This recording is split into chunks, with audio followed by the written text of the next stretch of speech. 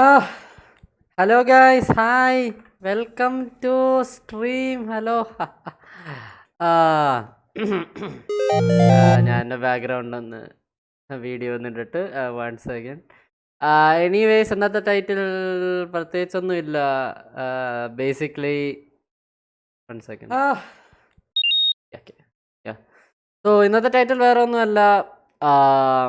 It's regarding the what you say. Yeah, it's regarding the Baldur's Gate 3 incident. Apparently, for me, like Baldur's Gate 3 would have been known as the game that brought in the bear sex. Like I didn't expect I'm not a big fan of the series. I haven't played any of the other Baldur's Gate games, so I have no skill. But it's something that I most probably would have skipped, and people would have too. But weirdly, people are into the game. The game's very fun. The game looks like that developers have put passion into it. And apparently, Elden Ring in സംഭവിച്ച പോലെ തന്നെ other AAA developers, instead of they're like, okay, we'll just show them with the next game or something. They're like our excuse പറഞ്ഞുകൊണ്ടിരിക്കുക. So wherever they run, I will find them. I don't know how that turning to excuses became a thing in professional. I know game dev is hard. Everyone knows, like nowadays it's not like previously where people just want quality games without knowing how hard game dev is. Now people are educated that game dev is hard, but lately every game has been cash, what do you say, an attempt at your wallet, like how to fit in the most microtransactions without seeming predatory. Like that's what modern gaming has been. Like the quality of the game itself is very low, while everything that is improving the quality of life to make you purchase anything in game using real money, like I said, the highest. So it feels weird.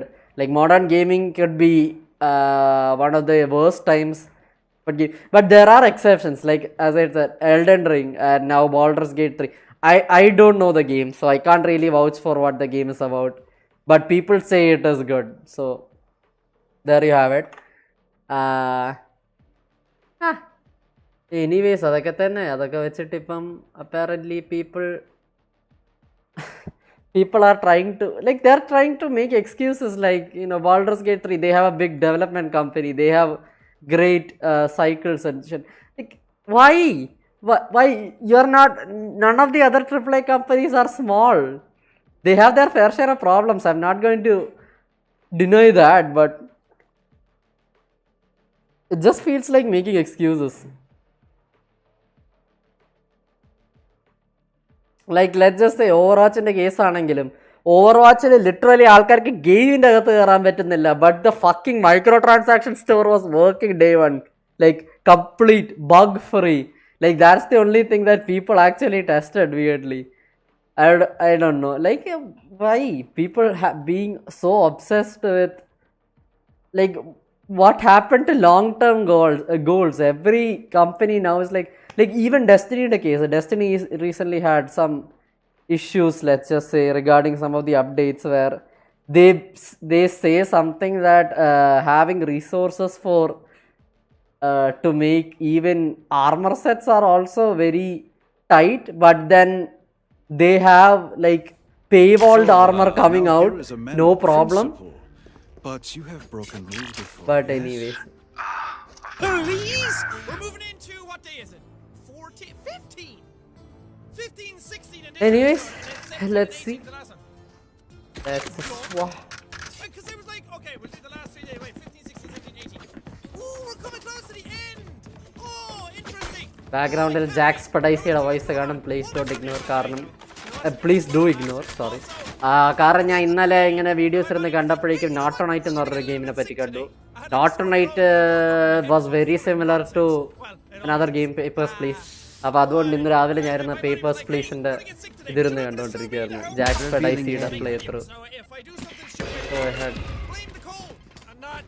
Bomb buddy out. Because that's what I always like to do. I don't need to do you anymore, right? I don't need to get this to do anything. Even though I'm kind of forgetting who we are. We have more wanted criminals. Okay, so we don't have any extra. Okay, so I'm broken my rules every time. Passport, blah, blah, Right blah. here. Spike down B. This one's kind of ingrained in my head by now, so it's Water rising. Right here. clear what I'm doing.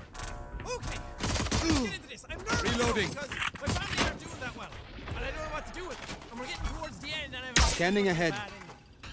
We'll see what happens. I might try it again after we get to the end and do something else and try and get a different ending. I don't know. We'll see what goes down because this series is a lot more popular than I thought it was going to be. I didn't One enemy remaining. Like it as much as I like it. Reloading. I love the game. I was never very good at it, but I really, really liked it. When I started playing, I was like, I hope people like it as much as I do. And you guys love it, which is awesome. Because then I get to play more of it. Yay! I'm kicking my little 30 feet. seconds left. Hello. Spike planted. Favors, please. Work pass. What is the purpose of your trip? Are you? I have a job here. I remain 30 days. You're not that person, right? No. Okay. You kind of look like it. You do kind of look like it. Scanning ahead. You are from the United Federation. So let me Water rising. check this. No, United Federation. Check this with this. Last player standing. Lovely, lovely, lovely, lovely. That was Clutch. check our entry permit seals. Yes. Even though I kind of know that they're all right. I got a Friends kill. of ours are not too But friendly. I've messed up stuff in the past with that. When you over here, I'm so slow at this. There's too many things now. Oh, crap. Got you and you. Make sure your hair is bobbed. Yes. Okay വയറെന്തോ പോലെ Your ഞാൻ name is different. Order ചെയ്തത് food Just and squint and see. These I names thought do not KFC match. I have became multiple better, names. but Give me your fingerprints then. Buddha. എനിക്ക് കിട്ടിയ ബാച്ചിൽ ഭയങ്കര ഉപ്പ് കൂടുതലായിരുന്നു so it's like Okay, that clears your Revealing area. Fine. But we have to check the fingerprints against these. Then we have to match these against these. Even though the discrepancy was cleared, so I don't know why I'm doing that. That's all right. That's fine. That's good. Are your dates on here? I think they might be. I think you might be actually clear to enter. But I've done stupid things in the past. I think we're good. We are already. Spike down A. Okay, you know what? Enemy spotted A. Snap. There we Jet's grounded. Glory greatest country ever. Last player standing. One enemy remaining. Out there. Grenade. Hello. Death to Arstotzka. What do I do? What do I do? Is this a fucking bomb? Help! What is going on? What is this amateur shit? Bomb buddy out. Oh, that little thing? No, of course. Just disable it. Open the cover. Okay. You're. This 30 keeps seconds popping up left. these displays right now. Stupid fucking terrorist. Could not even add a display. What should I do? This is poor. A simple mind created this. Just got the wires in order. Okay. What order? Oh, one. They think they put us in the dirt. Two, They're gonna find out we weren't buried. and four. Just planted. All done. Back to work. Here we go. Bullshit. I need to earn money today. Give bomb to me. Here you go. I sell materials and give you cut. Sweet. I defused the bomb. Call the next immigrant. I defused the bomb right now. Thank you, dude. Detain man. എൻ്റെ വയറ് വേദന എടുക്കുന്നു Hello. Papers, please. What is the purpose of your trip? I will visit friends. Revealing Okay, area. duration of stay. It will be a couple of days. Okay. There they are. A couple of days is not 2 months. How do I check this? The hunt begins. She said a couple of days. I don't know how to check this. Oh, wait, maybe I could bring out you. Couple of days. There we go. That's wrong. The length of this day is different. Yes, of course. It will be a couple of months. I've got your trail. I don't know if I should let her in. That was You got this. Spike planted. You're from the United Federation. Fight. Dropped. Fight. Out of this place. Last player standing. I'm in the fucking mood for your bullshit today. 174 centimeters. 64 kilos. Yeah, that's Last round before the switch. Sonia creds before we lose them. They Wanna are get a drop? so dead. Even though you have wrong thing. No. These documents is expired. They're not coming to now. Fuck out of my country. Get the fuck out of Glory Arstotzka proud. Guard, detain her. She had 2 discrepancies. Stupid people in my line. Bonne chance, mes amis. Swerve, you're an engineer. Take one of these. Scanning ahead. You stay a few months. Okay, got it. Found them. Okay, months. Yes, that is all good. Deploying drone. Fine. That is a great name. You're from Kolechia. Is this right? Vidor. Yes, that is right. Documents. Those seals are right, actually. I think. Just in case. I'm not good at the whole seal thing yet. As in like SEAL Team Alpha Bravo. As in like the Navy SEALs. Okay. Who's next? Spike down. One Spike is enemy A. remaining. Fingeldorn.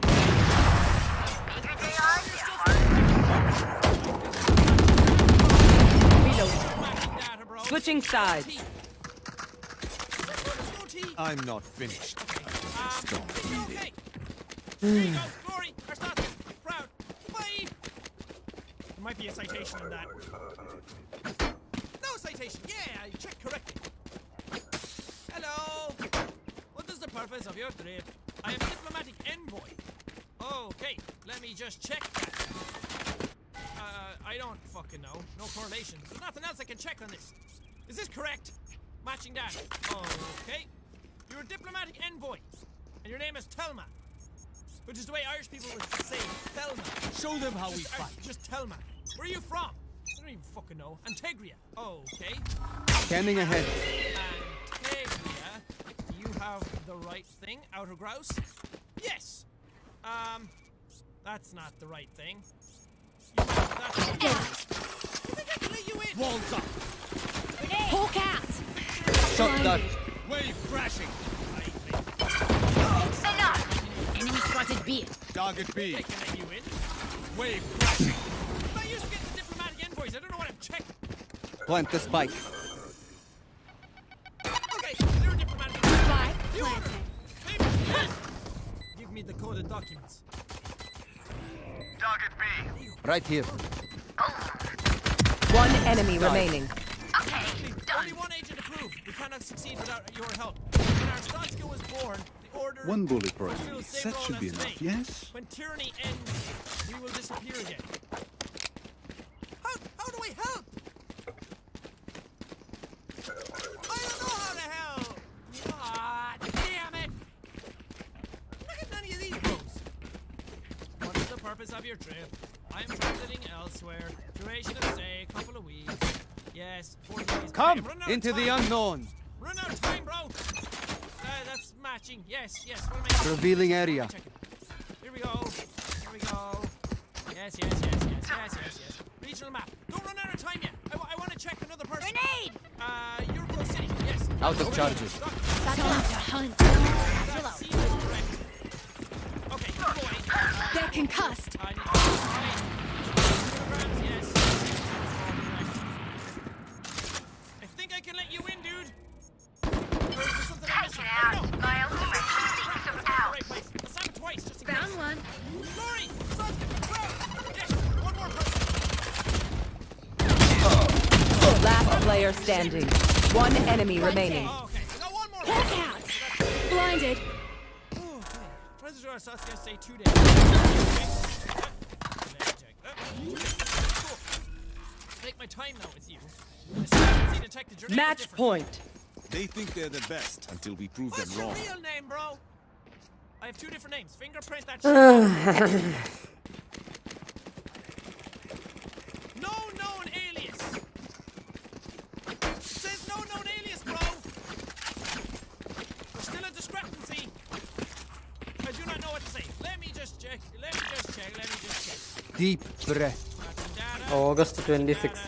അതിന് മറ്റേതുണ്ടല്ലേ ചാമ്പ്യൻസിന്റെ Revealing area. What are you doing? Enemy spotted A. Thanks, Jerry. Thanks. Peace, bro. Flooding them. I should get my 18 credits now today. You're Walls up. Enemy down. Opening fire. Too slow. On target. My ult is ready. Oh, no! Hawk My out. extra credits for the Blinded. Last player standing. helped him last time. Right, fuck man. We detained like 4 people. People are Ai, gonna die, surrounded gonna by die. minha família. Hey! Even though I was sick, right? Same will not be returned. The issue of income has cleared all wrongdoing. At least I didn't get screwed over with that. Bonjour. I want to save my son. I feel like he can, he can bring upon the family line. Bonjour. At least you won't be. It's now or never. That's Bonjour. good. Not really. I need to speed this shit up. There's too many Scanning ahead. now. Ah! Found them. I am the hunter!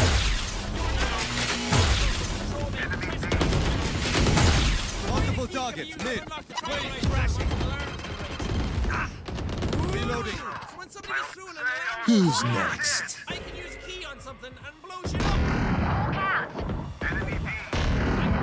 Water rising. You will now receive a bonus for stopping any trespasser. A smaller bonus is provided for firing Flooding on them. or missing your target. Okay, so I get a Spike bonus, down, I get a B. 10 say, for hitting them, and 5 then for missing. Review instructional diagram on the following page. Scanning ahead. Shite. There Where is they this are. thing? Alert sounds. Drop key on. I've got your trail. Select point, aim and fire. Time is short, act fast.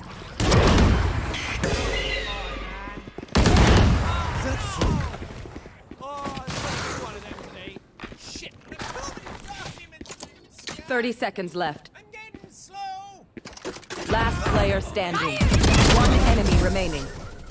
Next. Attackers win. It is done. Correct and hunted. Here. For bonus and bomb parts. അവരൊരുമിച്ചെന്ന് എന്റെ ഭാഗ്യം. Dude! I stopped visiting you here. I will drop off money at your home instead. Every other night. Oh, yeah, he drops it off at home. You couldn't have gave it to me at the last day, no? You mooder fooder. I needed that. This is just a 5, but this is a stack of 10s. So it's 5 every 2 people. So 5, there should be 15 there. Well, did I get 20? Match found. I don't know. Maybe I can't math properly. Okay, I need the key to stay on top. Does something pop up extra when an alarm goes off? Because there's no tumbler here. Okay. I think we are good. Okay, I'll open up the regional where's map the first fight? straight away. Next! Hi there. You are none of these, right? You are this guy! Discrepancy detected. Detained. You have an interesting face. Let me through or you will regret it. Detained. Easy peasy. Straight away. Straight away. Get it done. Oh, get it done. Get it into you. Get it into you, Cynthia. Get out. Son of a bitch. Glory country, Sir Stotka proud. Next. Ain't no bastards in my line doing this shit. Hello. Good God, you have a very, very, very ugly face. I will move here. Okay, so that should say forever. Okay, you're from the United Federation. So here we go. Here we go. Here we go. Matching data. Cool. Documents. Let me check your seals. I think your seals are good. Yes. Yes. Yes. And you down here. Your height. Your weight is the same. Your name. Matching data. Matching data. It says you're a male. 84. Yeah, that's all good. Immigrate forever. I think you're good to get in. Wait. Let me just check the hair. Matching data. Cool. Get in here. You know, of all the reboots and reimaginings we've been getting the last couple years, an Addams Family teen drama was not on my bingo card. But all the same, I've been looking forward to this show for a while now because it kind of just seems like everything I would be interested in, you know? I do think it's a little weird that it came out now as opposed to like Halloween or something, because I mean, like, I don't know about you, but when I think Thanksgiving, Match I think found. Addams Family. Produced and directed by Tim Burton, by the way, who's best known for getting all the credit for Henry Selick's hard work. But anyway, let's take a walk and check out the new Netflix show, Wednesday. But before that, really quick, this video is brought to you by Raid Channel Legends. Raid lets you explore explore millions of champion combinations and master countless tactics as you take on raid bosses, dungeon runs, campaign battles, and PvP arena matches. With hundreds of artifacts to equip on over 600 champions, all with unique skills, you can build your team and play the game pretty much however you want. Personally, I really like Venus, because you know how I am about those goth mommies, okay? And also she has poison attacks, which is always cool. Also, I'm into Ursula the Mortar, because she does this thing where she lowers the enemy's attack and raises yours. And usually when I play RPGs, I like to do a lot of status so she's really great for me. Now, this month is huge for Raid, okay? They just released a brand new faction, the Sylvian Watchers, with some new champions like Forest Elves, Ents, Druids, Fays, just the whole Burger King Kids Club, you know what I mean? And if that's not enough, Raid's got a full lineup of events, along with a new season in the Forge Pass, okay? Where you can get some hands-on time with some of the most powerful gear in the entire game. Also, if you're an Amazon Prime member, you can get some exclusive rewards in Raid right now. And also, if you haven't started playing Raid yet, click my link in the description or scan the QR code here on the screen, and you're gonna get over $30 in bonuses. We're talking a free epic champion, Tayrael, 200,000 silver, 1 energy refill, 1 EXP boost, and 1 ancient shard. So you can start summoning champions right as soon as you start up the game if you want. So again, click my link down below or scan the QR code on the screen and start playing some Raid Shadow Legends today. Okay, back to the show. I'm not sure whose twisted idea it was to put hundreds of adolescents in underfunded schools, run by people whose dreams were crushed years ago. But I admire the sadism. Well, she seems fun. Yeah, so this is Wednesday Addams, who is somehow the only goth girl at this entire school. It's like in the movie Tall Girl when she was the only person in the entire 2,000 kid campus who's taller than 5'9". Like, yeah, okay, Netflix, whatever you say. Anyway, so she opens up her locker to find her little brother stuffed inside, and then just goes right into full Wednesday mode.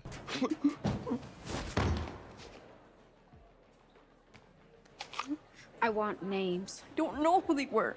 Honest. It happened so fast. Pugsley, emotion equals weakness. Now, while she's untying her brother, she touches him and suddenly has like a That's So Raven moment.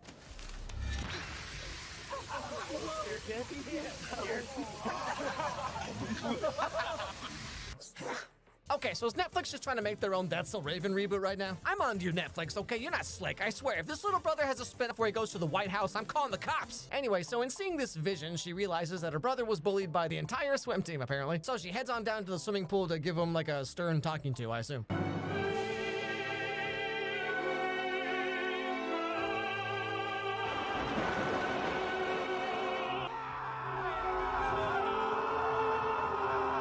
Yeah, that's normal. I just want to let you know here, okay, that Wednesday murdering an entire swim team with piranhas happens 2 minutes and 45 seconds into the first episode. So just strap yourselves in, because it just keeps going from here. Now, because of all everything that just happened, Wednesday is kicked out of school. You don't say. I promise you, my little viper, you will love Nevermore. Won't you, Tish? Of course you will. It's the perfect school for her. Why? Because it was the perfect school for you. If this town I had have no let me interest in install my following in defense footsteps. matrix, Yeah, we oh boy, wouldn't what have girl to would ever be want to grow here. up to be friggin' Catherine Zeta-Jones? well. Truly, I'll a fate clean worse this than up death. But okay, because Wednesday doesn't exactly fit in with all the normies who think murder is like bad or whatever, now she's being sent to a place called Nevermore, where all the future indie musicians / tattoo artists go to school. Darling, we were the ones who got you expelled. That boy's family was going to file attempted murder. Alarm bot out! How would that have looked on your record? Terrible. Everyone would know I failed to get the job done. Okay. Yeah, this show's like right at my level. So she arrives at the new school, which kind of sort of exactly looks like Hogwarts. Sure, why not? And before she goes in to start her new life or whatever, she has a few words for her goth mommy. I am not you, Mother. Enemies A. I will never fall in love, or be a housewife, or have a family. I'm told girls your age say hurtful things. I shouldn't take it to heart. Fortunately, you don't have one. Okay, Wednesday, let's just lay out the stats Bot for a coming second. back. Like, come on, I had Bot more coming teenagers back. than anyone you'll ever meet. And even I knew when to reel it. Anyway, so first lady for like the welcome orientation or something. Did your mother tell you? Last player standing. And you graduated with your sanity intact? You said we had a very Spike planted. educational journey. 5 years. They haven't built one strong enough to hold me. You know, Wednesday kind of reminds me of those girls you meet in like high school and college who were like, I don't care what anyone thinks. I do what I want when I want. I've never met a guy who can keep up with me. And then turns out they're just like the worst human being you've ever met in your life. But anyway, finally she goes up to her dorm room and meets her new roommate. And I'm sure this will all go over very well. Howdy, roomie. Wednesday, this is Enid Sinclair. Well, Welcome to Ophelia Hall. Wait a second, we got a reserved Latino girl main character and an overly spunky blonde girl? Yeah, okay, I've seen every High School Musical and Camp Rock movie, all right? I know exactly where this is going. Also, you know, as fantastical as this show is, the real fantasy is having a dorm room with only one other person? Are you kidding me? Anyway, so these kinds of shows and movies always seem to go. Enid shows Wednesday around the school, and they get like the Mean Girls rundown of all the cliques and groups and social hierarchies of the school for kids who are... Help me. Welcome to the quad. One enemy remaining. But here things are different. You know, I just said this earlier, okay, but even more so now. This school is made for weirdo social outcasts, right? How is Wednesday like the only weird goth girl here? Like, I went to high school in Iowa, okay, and we had like at least 10 kids who made Hot Topic and Fall Out Boy their entire personalities, you know what I'm saying? Let me give you a wiki on Nevermore's social scene. There are many flavors of outcasts here, but the four main cliques are fangs, furs, stoners, and scales. Making senses. Wait, fangs, furs, stoners, and scales. I'm sorry, but one of these is not like the other ones. Okay, so we have the fang kids, those are vampires. The fur kids are werewolves. Wait, so the fur kids and the furry kids are different? Yeah, listen, that'll make the rules. Anyway, then we have the scale kids. They're like mermaid sirens. So what about the stoner kids? You know, they just kind of ride skateboards a lot. But more importantly, okay, so this is a school for outcast misfits full of vampires and werewolves. That bunch of knuckleheads You are will furs, not aka kill my werewolves, allies. like me. Of course they gotta do the awoo. Spike planted. Like Disney Channel zombies movies all over again. What was I even talking about? Oh yeah. Last we got player vampires, standing. Werewolves, mermaids, Lana Del Rey fans. Like, is this not exactly just Monster High? Like, didn't we just do this a month ago? And that girl, You got this. Bianca Barclay, Got one. Nevermore has Goodbye.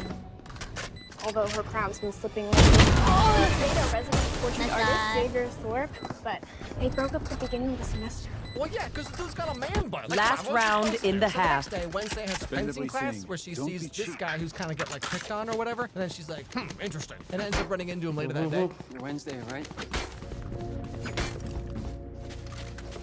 Rowan, my mother promised me I'd finally fit in somewhere. I never thought it was possible to be an outcast in a school full of outcasts. Yeah, you know, it's kind of like when you have some hobby or something, and then you finally find other people who are also into that hobby, and then you realize that everyone else is like 4 layers deep, and they don't even enjoy it anymore or want anyone else to either. So anyway, the rest of the episode is Wednesday trying to run away from school and by extension run away from Placing alarm bots. like society, bro. But she kind of keeps getting Get wrapped out up of in my everyone way. else's business. I'm also some of the late bloomers, but I've been to the back. Like and to quite a Milwaukee, would you please become alone? Last player The standing. prospect of finding a mate, I could die alone. We all die alone, Enid. Whoa, dude. Also, she meets up with one of the main love interests who works at a coffee Spike shop. planted. You want to make my coffee and call me a taxi? No taxis in Jericho. Switching sides. Where are you going anyway? That's on a need-to-know basis. Like, slight spoilers here, okay? But this right here is this character's entire range of emotion through the whole show. Now, while she's trying to run away from school, Wednesday has another That's So Raven moment about that Rowan kid you just met earlier, and like how he's gonna be attacked by a monster or something. So before she can fully make her escape, she decides to like warn him about it. You're the one who's in danger. What are you doing? Saving everyone from you. Girl in the picture. That's you.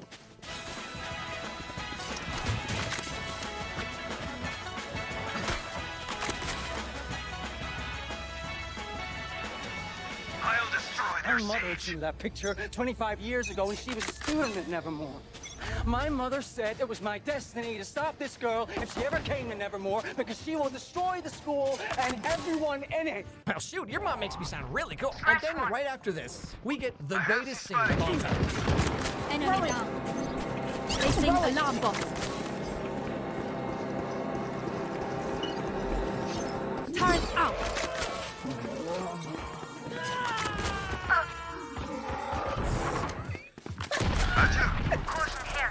What? The heck was that? I'm sorry. Can we please run that one more Found time? them. Target spotted. One enemy remaining. Last player standing.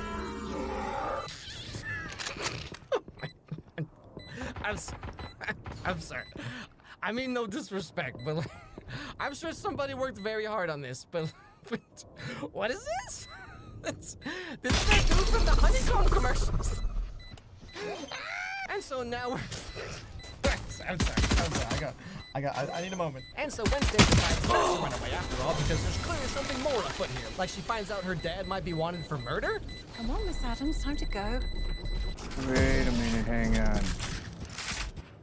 You're an Adams?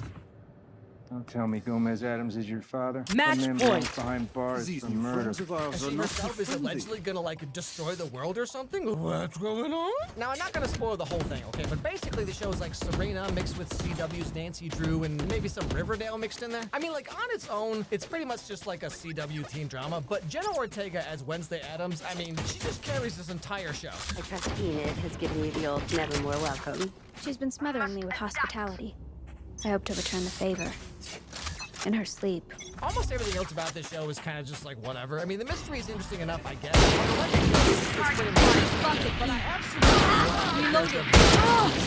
like, I thought I was gonna get tired of her whole like Wednesday thing. It just gets me every time. If you hear me screaming bloody murder, there's a good chance I'm just enjoying myself. So yeah, the show is completely insane, okay? But like, it's right up my alley, so I recommend you give it a watch. Anyway, thanks for watching, everybody. Hope you enjoyed the video. If you did, don't forget to subscribe. Don't forget to ring that bell, leave a like, leave a comment, all that stuff. Send me an email at alexmyerscontact@gmail.com and let me know what movies or TV shows you think I should check out next. And above all, everybody have a great day, and I'll see you all next time. Enemy B. Trap destroyed.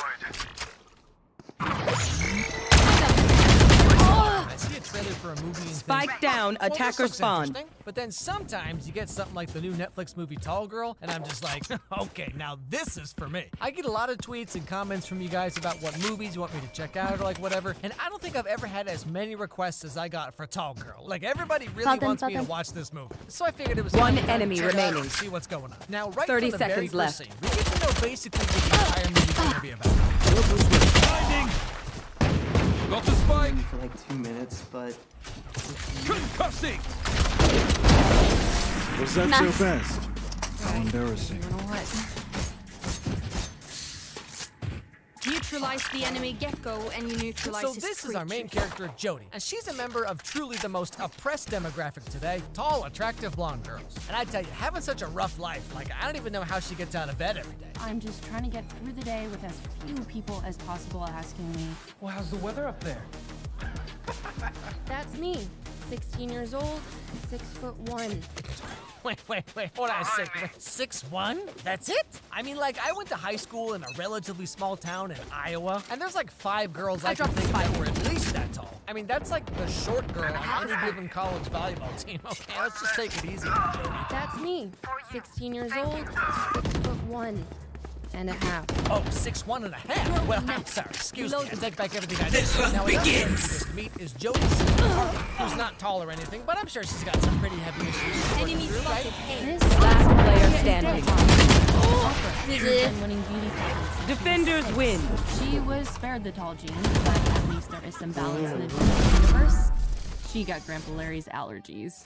Well, shoot, we got a pretty blonde girl who's tall and another pretty blonde girl with allergies? Oh, boy, I tell you what, just the Rosa Parks of our generation right here. Now, after this, we meet the weird kid who just can't seem to take a hint, aka the Alex Myers of this movie. This is Jack Dunkelman, and you may be asking, why is he carrying his books in a milk crate? Well, I've been friends with him for years, and that's still a mystery to me. So David Blaine called me? You'll never believe it. He just wants to know when you and I are gonna make magic together. Okay, turn it off. Turn the movie off, guys. I can't watch this anymore. I mean, I used to say things like that. Anyway, so Jack keeps trying to hack away at Jody's standards until they hopefully get low enough that she might date him. But right that moment, today of all days, something magical happens. What, you think that at any moment some taller than you, funny, intelligent, nice, perfect guy is just gonna walk through that door?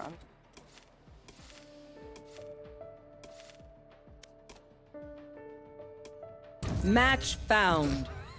Wait, just hold on here, okay? I mean, they could be twins. Like, They look like the same exact person. What kind of movie is this? But yeah, so this Pantene Pro V reject over here is a Swedish exchange student named Stig. Now, Jodi's excited because she's never met a boy the same height or taller than her, which makes no sense at all, but sure, okay, Netflix, yeah, whatever you say. She also doesn't really know how to talk to boys she likes because she's the main character of a teen rom-com, but her arch rival Kimmy sure does. Now, one thing we learned is that Kimmy here has been tormenting Jodi for basically her entire life. And that's why I want to be just like Taylor Swift when I grow up. Taylor Swift? More like taller Swift. Oh, I get it. Anyway, so Kimmy swoops in and steals PewDiePie away. Jack's relieved that he doesn't have to worry about this new guy coming in and ruining everything that Jack has clearly already ruined himself. So, you know, crisis averted. Nothing stays hidden from me. Surprise! Mom, what are you doing with the jumbo Swede? Oh, he's gonna be staying with us. We're his host family. What? Well, looks like we're getting to the zany antics pretty quick here, huh? So over the next little while in the movie, Jodi keeps trying to talk to Stig and get his attention. But Kimmy's always just right there in the way every time. If only there was some super convenient coincidence that could just bring them together, you know what I mean? But anyway, with no other options, Jodi asks her sister Harper for help in getting the boy she likes to notice her. Which of course gives us the obligatory makeover montage, you know, new clothes, new hair. She even tries makeup. And then she's ready to take on the world. But that night, she gets a little phone call from a certain someone. Hello? Hi, can I speak with Jodi, please? Yeah, this is Jodi. Hi, my name's Stig. I'm the new exchange student in your school. So I'm guessing that Dunkelman gave you my number? No, I just looked it up in the phone book under Big Ugly Giraffe. Gotcha. And just like that, all her confidence and everything is gone, and she's back to being regular old frumpy-dumpy Jodi. So the next day, she's trying to avoid Kimmy because it's kind of embarrassing what happened, and she doesn't want people to laugh at her any more than they do already. So when she sees Kimmy coming around the corner, she panics and hides in the music room at the last second. Do you want to use the piano? I just had a few minutes before my next class, so I'm just in here messing around a bit. Is this what I think it is? Could this be a super convenient coincidence? Anyway, so Stig is over here trying to play the piano, and turns out Jodi actually used to play a lot when she was younger, but being tall made her really insecure about everything in her life, so she just kind of quit one day. But then they start talking and realize that they actually have a lot more in common. Yeah. You've got big hands. Australia, and they were trying to figure out what to name their baby girl. You probably could play this. Had a great idea. This guy's not my favorite musical. Me too. Okay, just stop right there. Hold on. Have you said like Hamilton or Wicked or Les Mis or something? I could see where you're coming from, sure. But Guys and Dolls? I mean, Guys and Dolls is like if the movie After was a musical and went on for like 3 hours. Anyway, so then they share a moment where they sing a song from the musical, and things are looking a little, But then, of course, Kimmy walks in, ruins the moment, and she's looking a little perturbed. I assume because she just found out her boyfriend likes Guys and Dolls. What a weird kid. What are you playing at, Beanstalk? What are you talking about? You're moving in on my man. No, I'm not. Oh, so it's just a coincidence that the two of you happen to be here together? Yeah. Stay away from him. I will. Stig and I will be homecoming king and queen. I don't doubt it. Stop agreeing with everything I'm saying. Okay. Now, later that night, Jodi's just hanging out in her room doing who knows what when she gets another phone call just out of nowhere, except this time it's actually the real Stig. And he invites Jodi over to his house to watch a movie. So she gets all dressed up and puts her makeup on in 15 seconds and heads on over so they can spend some alone time. But of course, as you might imagine, Jack isn't too thrilled about the whole thing and does whatever he can to sabotage the evening, like any good friend. And so, with their date mostly ruined, Jodi and Stig hop on the truck. Enemy down. Or, maybe he's just gonna cut her face off. I mean, it's really anything. Last player standing. Great. When you're a tall girl, it's the only thing that people see. It's not the only thing I see. What do you see? Just a girl. Beautiful girl. So let's just summarize this. Stig is dating Kimmy, but now he kissed Jodi, and he lives with Jack, who also likes Jodi. And I mean, what a wacky turn of events, I guess. But here's the thing. Stig doesn't want to break up with Kimmy because Jack told him not to. And so he and Jodi decide that this should all just be a one-time thing, no harm, no foul, you get the idea. So they try being just friends, but of course that never really works, because when you say, let's just be friends, what you're really saying is, I don't like you as much as you like me, but I don't want to be responsible for any hard decisions here, so it's all on you now. So at some point later in time, one day, Jodi gets a note in her locker from Stig. Thanks for meeting me. Sure. Well, that's this is a nice spot. About always forget sweet. Yeah. Yes, this should do. Just thinking, like, oh, it was nice. Maybe figure out after. Oh yeah, that sounds like a great idea. I'm sure Kimmy's gonna be real cool with everything, guys. I mean, what could possibly go wrong here? But that night is actually Jody's sister's beauty pageant, which, like, I don't know what's going on over at Netflix, but beauty pageants are part of, like, every teen rom-com they make now. Anyway, so of course, Jody can't really hang out, but she invites Steve to go with her to the pageant as, like, a date or whatever. And Steve's all like, but when time comes, guess what ends up happening? One more. One more. Final 50. Yeah, well, then I'll do my job like a man. If no one's gonna get my daughter. See, I knew something One was up enemy here. remaining. Because, I mean, first his favorite music Spike was Guys down and Dolls, A. and I mean, that's like a whole thing. And don't even Kevin, get me you- started on that whole Kevin. adorable accent thing. I mean, come on, that's gotta be Okay, don't worry about it, Jody. You're fine. Now that same night, there's a party at Jack/Steve's house, and so This Jody party's heads on just over to see if begun. she can get some answers. Can I get So a just drop? to summarize everything here, she finds out that Steeg never broke up with Kimmy. He missed the pageant because he was helping Jack get the party ready, allegedly, and now he's too busy taking selfies with everyone to care about how Jody feels anyway. Because hey, tall girl feelings don't matter, right, guys? So she goes home and cries and probably just listens to Paramore and Simple Plan on repeat for like 3 months. This I goes would never here. think about that. So that next morning, Jack sneaks into Jody's room and watches her. That goes there. You know, like a normal kid. Yes, this should do.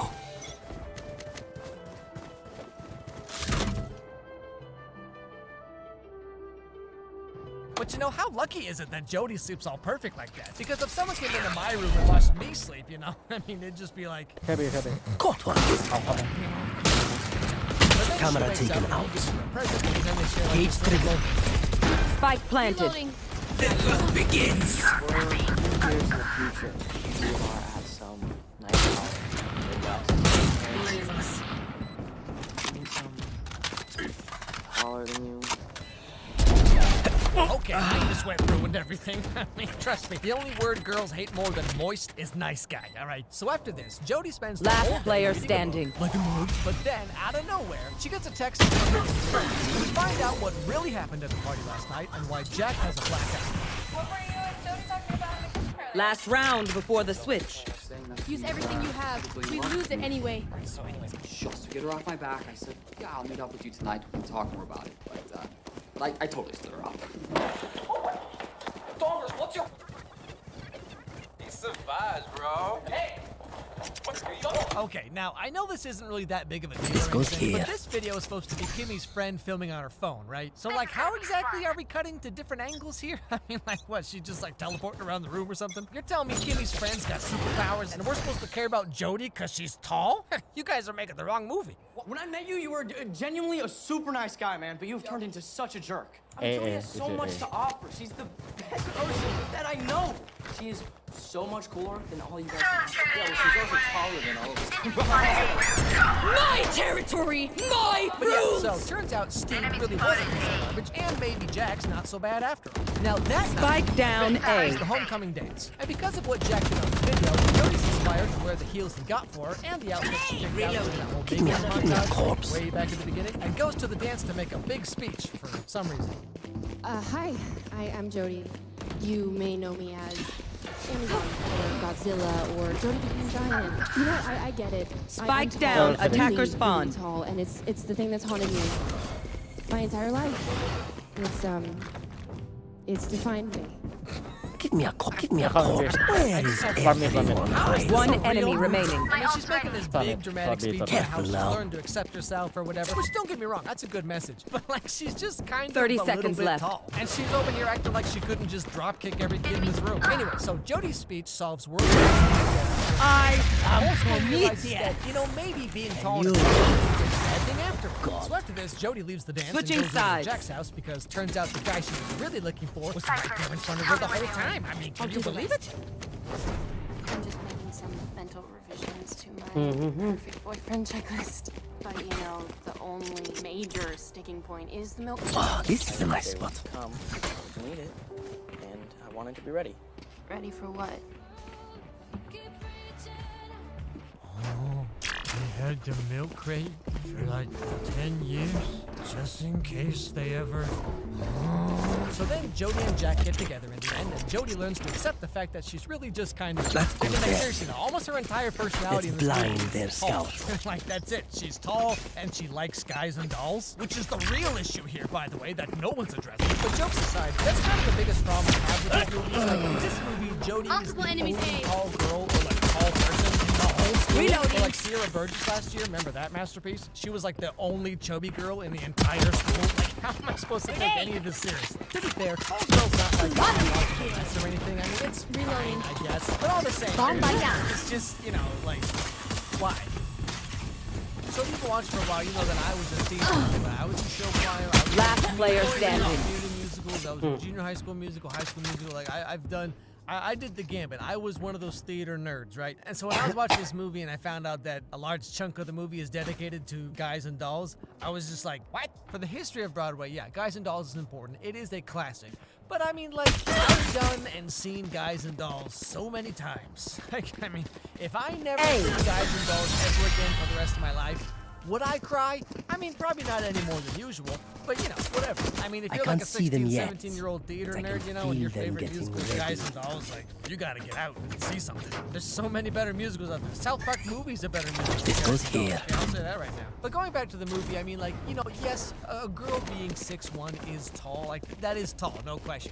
But like, you know, when you have a movie about tall girl and it's about the struggles of being like super tall, you know, I thought she was gonna be like 6'5" or 6'6" or something like that. Like, you know, when you're getting like Shaquille O'Neal height, like, yeah, okay. But it's like WNBA, women's volleyball. Like, I mean, most runway models are at least 6 feet tall. I guess I don't understand why she begins. I don't know. Especially on Netflix, right? It's about like shining a light on sort of these dark parts of society that people don't always talk about. But it's like, this is like the most benign, like, ridiculous movie. Like I said in the video, how is this a real movie? Like, who thought like, hey, let's make a movie about the struggles of being 2 inches taller than average? I just down mid. This movie exists in the Enemy kill. Anyway, thanks for watching. Last player standing. One enemy remaining. Follow my dog Charlie on Instagram, Charlie Meets Pumpkin. Follow me on Twitter. Let me know what was your part of the video. Oh, nice try. Hi, that's nice too. And above all else, everybody have a great day, and I'll see you all next time. Actually, got lost. You focus, you die. Breathe when it's over. You know, you can tell the summer's approaching because Netflix starts bringing out the old teen rom-coms. I mean, last year we had To All the Boys I Loved Before, we had Sierra Burgess, Insatiable, and who can forget the masterpiece that was The Kissing Booth? Now, of course, I made videos on all of these because this is my cross to bear, but here we are once again with yet another Noah Centineo spring/summer movie. Well, I gave it a watch, and let's take a walk. So the movie starts out with Brooks, just your average 22-year-old high school student, writing his admissions essay to get into Yale, the college of his dreams, because he just can't wait for that sweet 26% interest on his $200,000 student loans, you know what I'm saying? So, high five, everybody. But anyway, so the beginning of the movie is him reading his admissions essay to his school counselor, and by extension, us. And it's filled with all those, like, fluffy, meaningless phrases that everyone thinks you're supposed to put in for some reason, and the counselor's not really impressed. Okay, that's enough. But there's actually 5 more pages. That's plenty.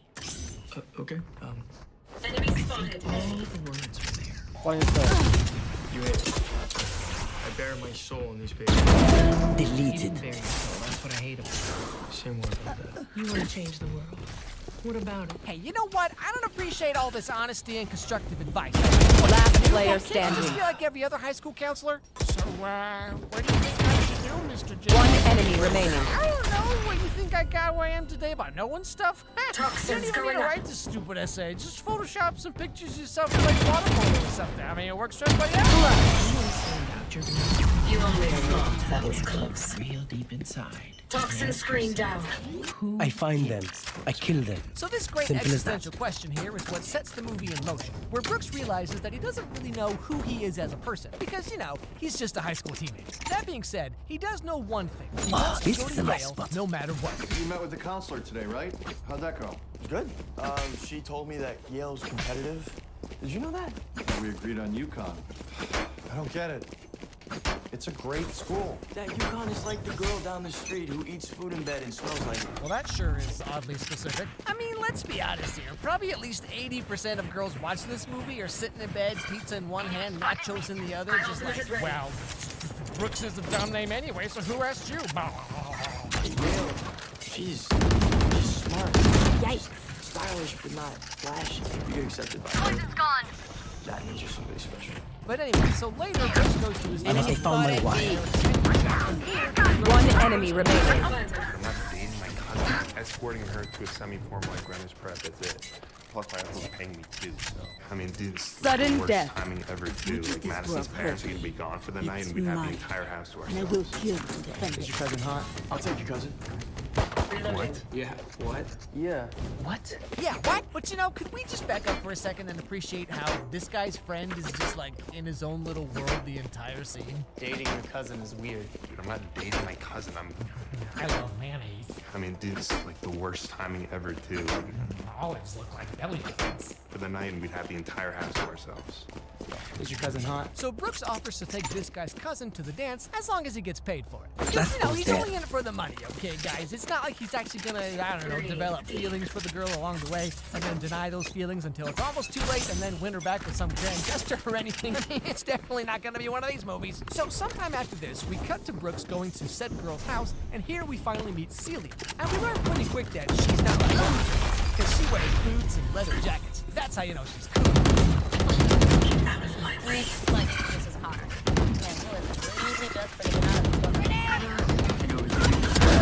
My eyes are better than yours.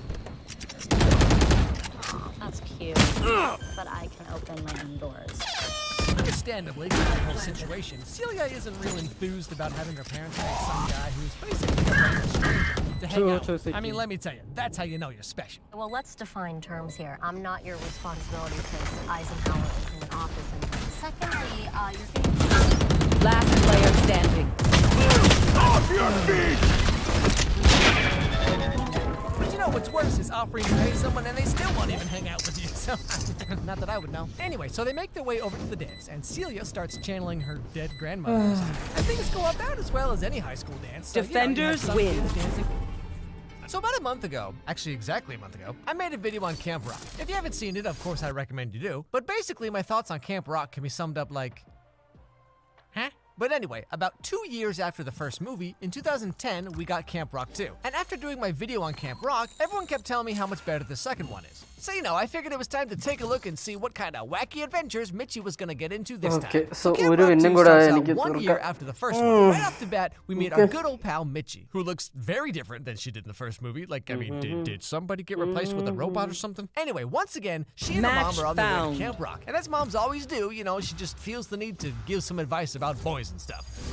I know you and Shane talk all the time, but you know, you actually haven't seen this boy in almost a year. All right. I just don't want you to be Where's too the disappointed, honey, if you can't come to camp this summer. I want you to have fun and focus on your music. Focus on my music?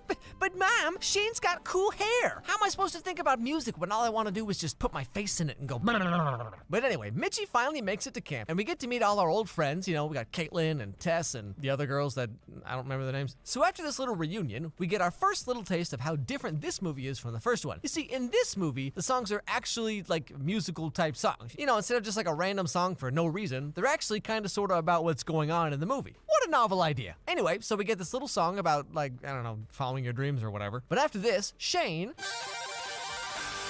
finally shows up, and here's where we get some shocking news. Yeah, as I was saying, we're a little smaller this year, and that is courtesy of our new friends across the lake, Camp Star. Founded not so coincidentally by my out-to-destroy-me, still mad that I kicked him out of the group, former bandmate Axel Turner. That's right, a rival music camp has opened up at the same time on the same lake. But anyway, that night, this Camp Star, whatever they're called, stupid name, invites everyone across the lake for an opening night bonfire. And when they say bonfire, what they actually mean is ambush. I'm Axel Turner.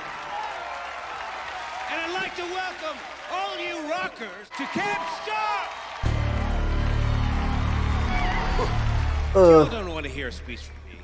You want to get to what a campfire is really all about. Singing. So, does anyone have anything they'd like to play? Now, Mitchie, being the main character and all that, volunteers to go up on stage first and sing about following your dreams or like whatever. But then Camp Star retaliates with their own performance of whatever this is supposed to be, and that's when we get to the real sneak attack. Before we go any further, I'd like to make a quick announcement. We're having staffing problems. Who knew we'd be so popular?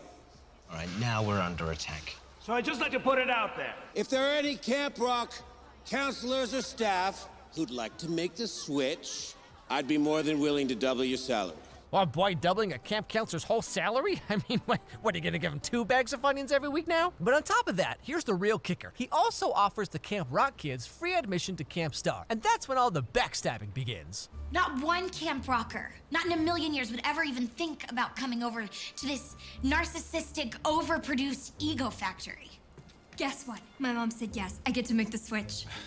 That's great. Welcome to the ego factory. Thanks. Tess, how could you?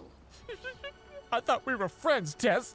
Remember last year when we sang about Sky, friendship ever and then thought we about sang making about it other again summons? for some Like, reason? Did that mean nothing to you? Here, have your charm dragons. bracelet back. Tried Now, once. the next day, there's It an was all-Camp Rock meeting. not And understandably, everyone's confused and upset and all that kind of stuff. And just when you thought things couldn't get any worse, they do. So, good news is, and this really warms my heart, we lost very few campers last night. But we did lose quite a few of our remaining staff. Which means, I can't believe I have to say this, Camp Rock is closed. But don't worry, good old Mitchie over here is gonna think of something to save the day, right, guys? Camp is over? But we just got here. It's not his fault. I mean, there's nothing he can do about it. But that doesn't mean there isn't something we can do. Right? One step ahead of you, Mitchie. I mean, I've seen heavyweights, Blinded. okay? I know how this all Here. works. Break out the go-karts, everybody. We gotta save the camp. Anyway, so Mitchie and basically all the main characters in the movie decide that they will become the camp counselors and work for free, so Camp Rock can at least stay afloat. But of course, turns out things aren't quite as easy as they thought they'd be. I'm gonna be your counselor. So I thought you guys would go a little bit easier on me. Spike planted. I say, get him! No. Here. While this is all going on, Nate, Shane's little brother, starts to have a little thing for one of the Camp Star girls. One enemy With the remaining. help of a variety of unfortunate events, he finally gets her attention Bro, and they get to these have their guys first are awkward ass. conversation. Are you okay? Yeah, I'm great. Don't suppose you came over here to see me? Flawless. Just getting some. Did you tell us Pretty much it. I'm really not all that sporty either. I don't like council sport, but I kind of love to be a dancer. 어떤 안이 납세이다. If you could be anything, you'd be you. Oh man, can you imagine having that much self-esteem? I mean, can you imagine तेरा ping actually high नहीं है liking भाई yourself? तेरा ping ही नहीं है Oh yeah, sure. What if I looked in the mirror every morning and didn't cry for 3 hours? But here's the thing, okay? Turns out her dad is actually the guy in charge of Camp Star. And of course, she's not allowed to talk to Don't those keep them dirty ground. Camp Rockers and their acoustic guitars. Now, in the middle of all this, Shane keeps trying to get some alone time with Mitchie, but since they're all camp counselors now, they basically have no free time whatsoever. And this is starting to put some strain on whatever their relationship is, I guess. Friendly neighborhood announcer. Will the counselor schedule for the bonfire spotted A. Mess hall. There. But you gotta go. But we gotta go. Are you coming? Cool, I'll catch up. Shane. Enemy spotted Oh, we need you. Kill them. यार ये जो Camp उनका Star, right? Euro है ना Everyone's walking around thinking they're ये better than बहुत everyone. ज्यादा They got लगता है pyrotechnics and auto-tune and all उनका that stuff. यूरो But हमारा after नहीं talking मतलब वो यूरो का क्लोन के जैसा मूव कर रहा है Down A. So we show those Camp Star wannabes a thing or two, okay? Last player So head standing. over to Camp Star to tell them what's up. मतलब समझ में नहीं आ रहा ये असली बंदा है या नकली का Wait for you to run. You know, this probably seemed like a good idea at the time, but like, this might be the least intimidating thing I've ever seen. Anyway, after this, Mitchie lets him have it. We're here on your stage. Camp Rock versus Camp Star, the final jam. What do you guys think about that? Can I get a drop? Drums! What do you think about that? Drums! So then they sing a really long song about how they're gonna sing a song Random later. skin. I don't know, it's kind of weird, but they're really excited Help about a it. girl Now, after the out, song is would over, you? the Camp Star guy shows up and decides to Seek do a out. little extra something to raise the stakes. A little healthy Found competition one. is exactly Hawk what out. we need a champion. Blinded. Good sparring. But you really think that you could 80 है euro guys on head to head? Anytime, any place. Well, how about a worldwide audience? What if we put this little competition on TV?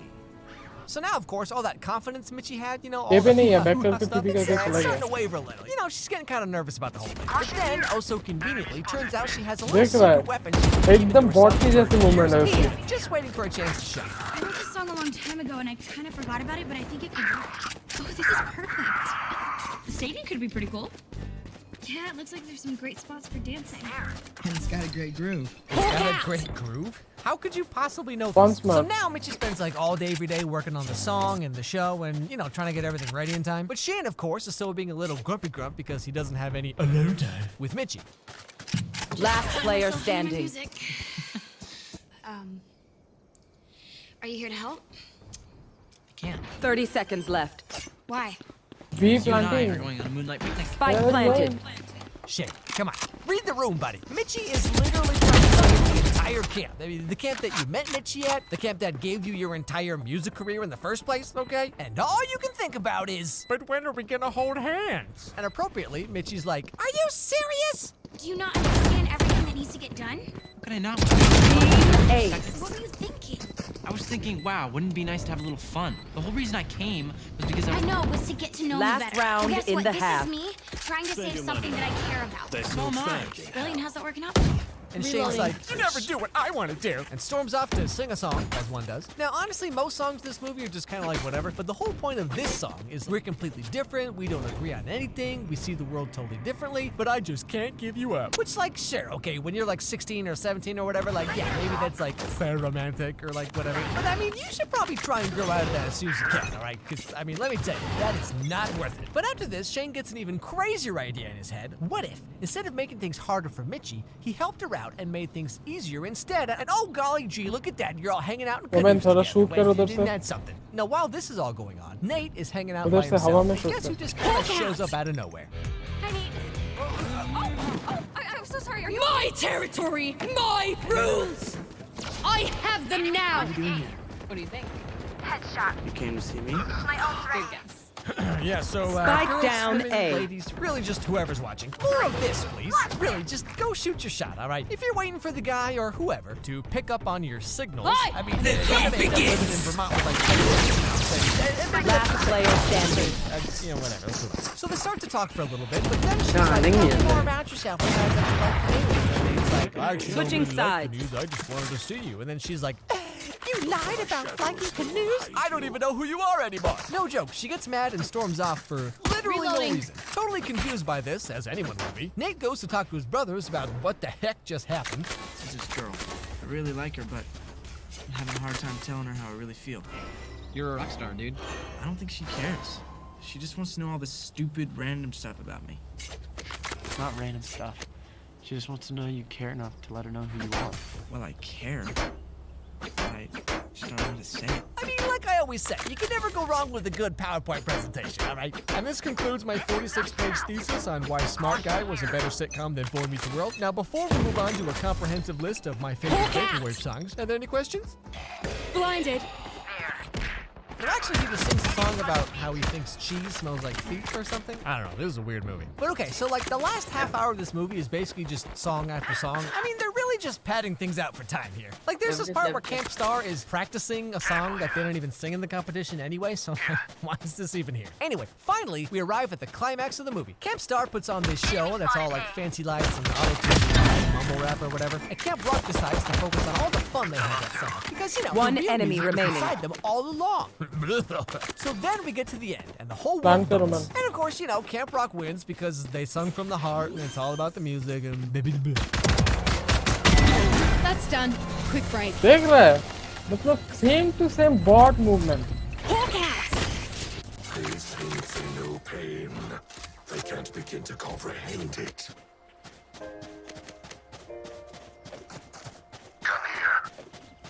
Wait, what? They didn't win? I thought this was a Disney movie. And that's how the movie ends, I guess? Like Camp Rock loses the competition and has to close down forever? Just kidding. Actually, all the Camp Star kids come over to Camp Rock because it looks like so much gosh darn fun. Even Tess. And everything turns out fine, so thanks for getting me riled up for nothing, Camp Rock 2. Now, to be fair, like, sure, the movie's kind of just all over the place, but it is miles ahead of the first one. The first movie was really just like a collection of random events that happened chronologically, I guess. Like, you know, it got to the final jam at the end, and I still have a million questions. Now, as cliche as it may be, at least this movie had a story and, like, a reason why things happened and, you know, stuff like that. But of course, after this, Disney Channel just kind of, like, stopped making musical movies altogether. Like, I guess the fad had just come in, huh? They're still making musical movies? Well, looks like I got some work to do. Hey everybody, thank you so much for watching. I feel like it's been a while since I did one of these like ending screen chats or whatever. I don't know if anybody actually watches or listens to these, but you know, for me, it's like a cathartic way of getting out what's in my head, I guess. I mean, I assume no one else cares. So one thing I kind of been thinking about here and there, and I know it's kind of like old news nowadays, but the whole idea of, you know, YouTube burnout or so, it's not that I'm burned out. I'm not there yet, but I can kind of feel myself getting there a little bit because like some of these videos, like this video, I guess must have been 65 hours or so to finish. Now 65 hours over the course of, you know, 2 last player standing. Most, you know, 30 sort of like seconds left. Type channel. You know, maybe it's not that big a deal. It's kind of manageable or whatever. But like, I don't know, because I feel like all I do is make these videos. You know what I mean? It's like I don't really know where I'm going with this. Match point. Not really venting because like, I'm not like upset or anything. Standing but, you know, in between it's just, us like, I'm not saying I'm stopping making videos or whatever. I'm just saying, you know, it's like, you know, maybe I like to pull it back once in a while. Maybe do something a little more simple now and then. Just kind of take a break. Because I mean, let me tell you something. Anyone who's done anything creative knows this. But like, trying to be creative and funny and draw something new and make sure the drawings are better. Trying to do that like every day is really exhausting. Like you guys don't see me at 3 o'clock in the morning redrawing something for the 20th time because I just can't quite get the face right, you know? Anyway, so I just want to say thank you. So I really do appreciate it. Again, I'm not going to complain or be like, oh, my life is so hard, you know, because it is my job. So every time I put out a video and people watch it and you know, comment and send me messages on Twitter or whatever, like I'm always blown away that you all continue to watch my videos, and some of you think I'm funny, which, you know, I mean, thanks. Once again, thanks for watching, everybody. Don't forget to subscribe, follow me on Twitter. Let me know what was your favorite part of the video, or just My territory, I have them now. Charlie Meets Pumpkin. Consider becoming a channel member if you'd like to help decide what videos I do every month. And above all else, everybody have a great Last day. player standing. Shoot मत कर, shoot Spike मत कर, down shoot मत mid. कर। केफ के बोला है, आएगा तेरे सामने आएगा।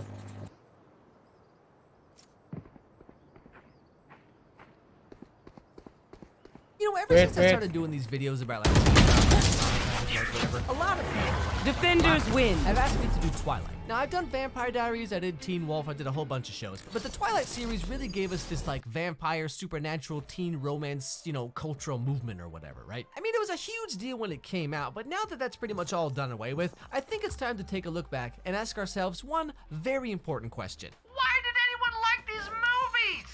I mean, like, have you watched Twilight recently? Because I have, and I have a lot of thoughts, so let's take a walk. Twilight is about a girl named Bella, who moves in with her dad after her mom gets remarried and just kind of like up and leaves, I guess. Bella's dad lives in a small town in Washington State, where Bella used to live as a kid, so it's this kind of weird, like, welcome home thing, except she doesn't really remember anything or anyone. Match so it's just found. really awkward. Hey, Bella. Yeah, you remember me? I played Santa one year. Yeah, Waylon, she hasn't had a Christmas here since she was 4. Anyway, so Bella goes to her new school and meets Eric, who, between you and me, smiles way too much for his own good. You're Isabel Swan, the new girl. Hi, I'm Eric, the eyes and ears of this place. Anything you need? Tour guide, lunch date, shoulder crayon? Yeah, could you close your mouth for like 2 seconds? Because you're really freaking me out over here. I mean, you look like the face I make when someone tells me to smile, and I just sit there trying not to punch him in the neck. Now, later that day at lunch, we finally get to meet everyone's favorite anemic who just discovered hair pomade like 3 days ago, Edward Cullen. Who's he?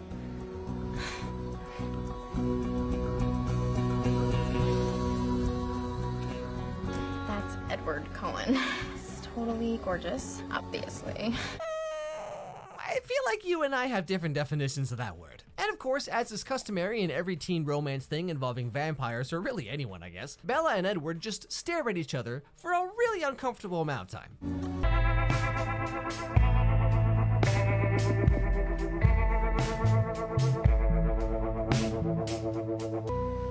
And then in the very next class, they just keep staring at each other. Like seriously, no joke. There's an actual time lapse of Edward staring at Bella for the entire class. You know, I wonder how many guys have tried this move after seeing someone like Edward do it or whatever, and they just think to themselves, you know, I could go up to this girl I like and say hi, make a witty joke, have a little conversation, and then ask her on a date. Or I could just do this.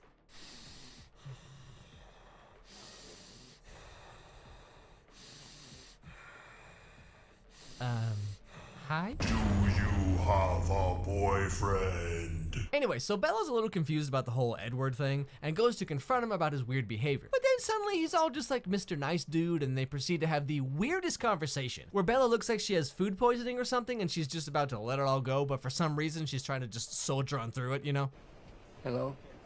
I'm sorry I didn't get a chance to introduce myself last week. I'm Edward Cullen. So you enjoying the rain? What? Well, I don't really like the rain. Any Of course, it's rough and then it wet gets thing, you know? everywhere.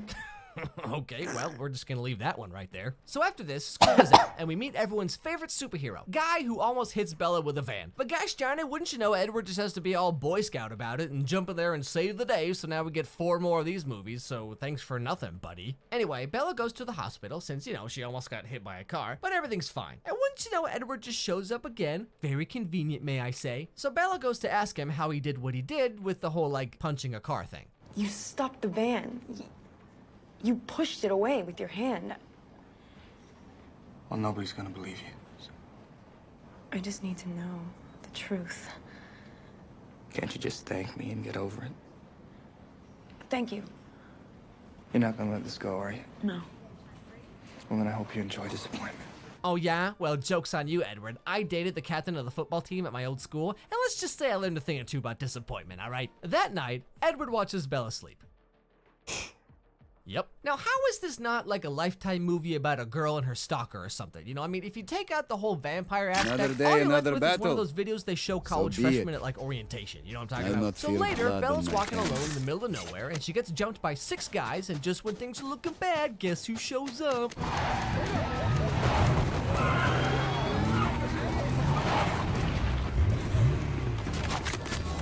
Get in the car. Well, looks like someone doesn't have a whole lot of hobbies. And so after this, Bella and Edward get to talking, and we finally learn that there might be more to Edward than just being a weirdo. So you followed me. I was trying to keep a distance, and then I heard what those low-lifes were thinking. You say you heard what they were കഴിഞ്ഞ thinking. ദിവസം Zaman I can Hunter read വന്നില്ല every mind കഴിഞ്ഞ ആഴ്ച in this room. എന്താ reasoning അറിയത്തില്ല Revealing area. There they are. And then you... nothing. It's very frustrating. I mean, I wouldn't worry about it. You're not really missing much. Like, most of the time I just sit on my bed thinking about what I would do if my fingers had fingers. Like, could you imagine? But then we get that super cheesy line that made soccer moms across the world fall in love with a 100-something-year-old Shock teenager. dart.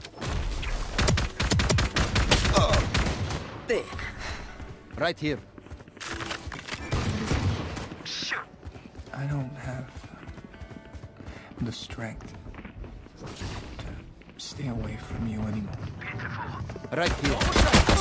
My dad bought that extra fiber. Revealing area. There they are. Then they stare at each other. One enemy remaining. They drive home and still stare at each other, by the way. And then this happened. Plant the spike. Okay. Blinding!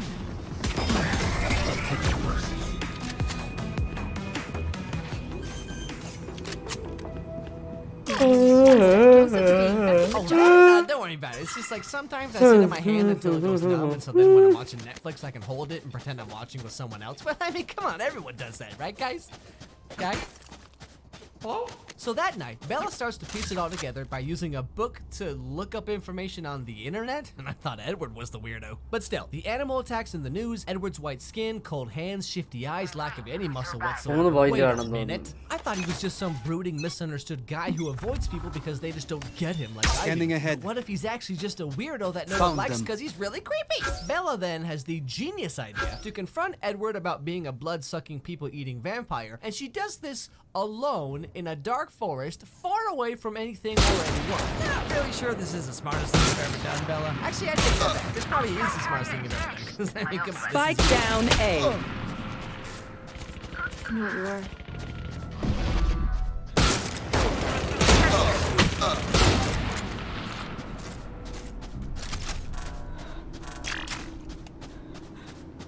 Vampire. Anyway, with the cat out of the bag, whatever that Last is, player Edward takes standing. Bella up a mountain to show her his true form.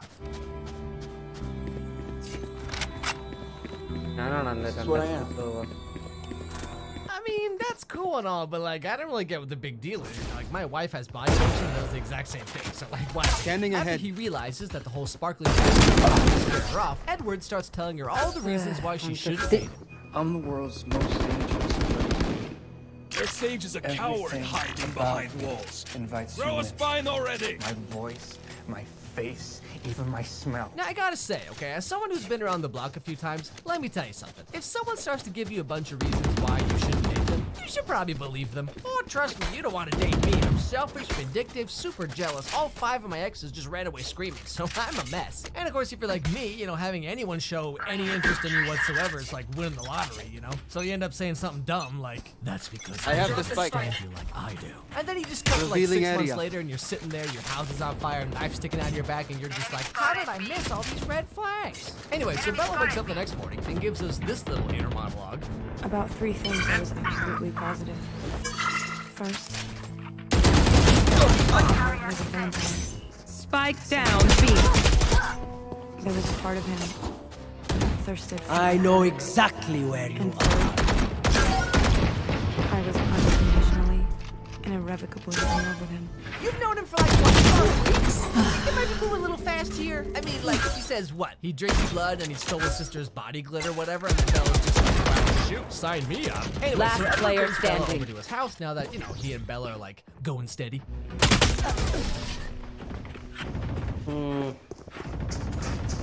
Graduation gowns? Last round before the switch. Then Private what you joke. got? Didn't circulate a lot. I think I said this back in one of my Vampire Diaries videos, but like, sure, the whole super strength, super speed thing is kind of cool or whatever, but like, can you imagine having to go through high school over and over again, literally forever? I mean, I barely made it out alive the first time. You tell me I gotta go back every year? Just let me die. Anyway, so then we get this montage of them in a tree for who knows what reason, and later Bella's talking to her mom on the phone about life and boys and stuff, and of course, Edward just shows up because Standing ahead. Mama. Found them. Oi! Efter Hunter!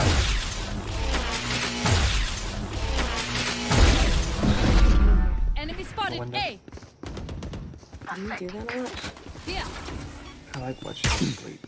Code red! Code red! Get out while you still can, Bella! Shut that. Code red! Then he spends the night, you know, watching her sleep, because that's not totally weird. But all that aside, earlier in the movie they established that his skin was ice cold. So this whole snuggling thing right here must be terrible for Bella. Like, Edward's just like, oh dude, I'm in a girl's room. And Bella's over here like, so then the main conflict of the movie actually starts. Throughout the movie, there have been these animal Standing attacks, ahead. but turns out it's not animals, it's just a bunch of weirdos coming back from Burning Man. Anyway, they find Joke's out about over! Bella and they start You're dead! for really no particular reason other than Spike carrier's dead. one thing leads to another, and they Spike end up in down a A. Edward and Mr. Ponytail scuffle. And would you believe Edward wins? So after all that's said and done, Bella and Edward are going to prom. And Bella does that little like walk down the stairs in your new dress thing that always happens in these movies for some reason. 30 seconds left. Last player standing. Alice lent me the dress. The dress is... Perfect. Yeah, I just love Bella's dad's face right here. Oh, come on, Bella, really? This guy? Anyway, so in the end, they go to prom, which apparently just spent its entire budget on like fairy lights. 10 and of seconds course, left. Edward and Bella have one last ulcer-inducing conversation. You don't want this. I decided. It's what you dream about. Becoming a monster. Switching sides. They think they're so secure. You know, you say that now, Bella, but just wait a few years down the road when he comes out of the bathroom one day and he's like, Bella, you don't want to go in there. It looks like Chernobyl, you know what I'm saying? And you're just left asking yourself, why me? You know, in doing these videos, right? At the very least, I can usually understand the appeal of a certain movie or TV show or whatever. Like, even if it's not for me, I can still kind of get it. But watching this movie, as someone who didn't see it back in the day, it's just so weird. Why did people like these movies so much? And like, I know I'm probably the 5 millionth person to say this, but like the power dynamic between Bella and Edward is so off balance. Like, there's nothing remotely positive or healthy about this relationship whatsoever. Just like, I don't know, the way the movie portrays Edward as this gorgeous, brooding, misunderstood vampire, tortured by his thirst for blood, juxtaposed against his sense of justice, or like, I don't know, whatever they were going for in this movie. I mean, he just comes across as this creepy dude who like watches people sleep and stuff. Like, what? But I mean, hey, there's only like, what, 4 more movies we gotta get through, so strap yourselves in. Hey, guess what? This video is brought to you by Audible. Audible is the world's largest provider of audiobooks, original audio shows, comedy albums, news, and just a whole bunch of stuff. If you sign up at audible.com/AlexMyers or Alex Myers to 500, you get a free 30-day trial membership that comes with a free audiobook just for signing up. Being a member gets you a whole bunch of perks, like you get 1 free audiobook per month, exclusive sales, 30% off regular audiobooks anyway. Like, really, this membership kind of pays for itself, and when you download an audiobook with Audible, it's yours to keep forever. Now, that on its own is still a really good deal, but you actually get so much more. Audible now offers 2 free Audible originals every month. Now, Audible originals are pretty much what they sound like: audiobooks, audio programs, last player standing, only available on Audible. Think like Netflix, but for audiobooks. So really, there's no better time to join than right now. It's October, Halloween's coming up, you know, so I recommend you get yourself an extra pair of diapers and listen to the brand new Stephen King novel that came out a few months ago, The Outsider. It starts off as your typical like murder mystery thing, but oh boy, does it go places. So again, if you sign up at audible.com/AlexMyers or text Alex Myers to 500, you can get The Outsider or any other audiobook you want for free to keep with your 30-day trial. The link is down below, so please check it out. And yes, they even have the Twilight books if that's what you want to listen to for goodness knows what reason. Hey everybody, thanks for watching. So really quick, we have Bella's engagement ring in the store, just a little replica, a little like Twilight merch there for you.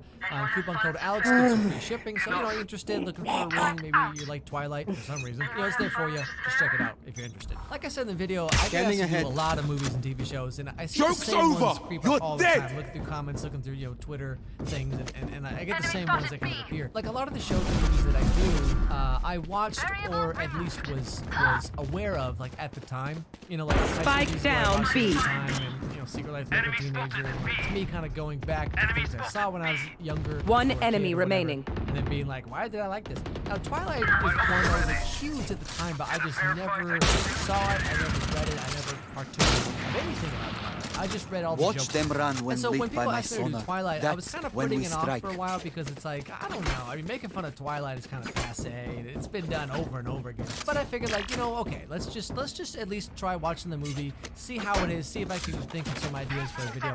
But like, I was not prepared for just how terrible and it's like so dumb this movie is. It's like, it's not even like, oh, it's some dumb cheesy movie that, you know, like High School Musical is dumb.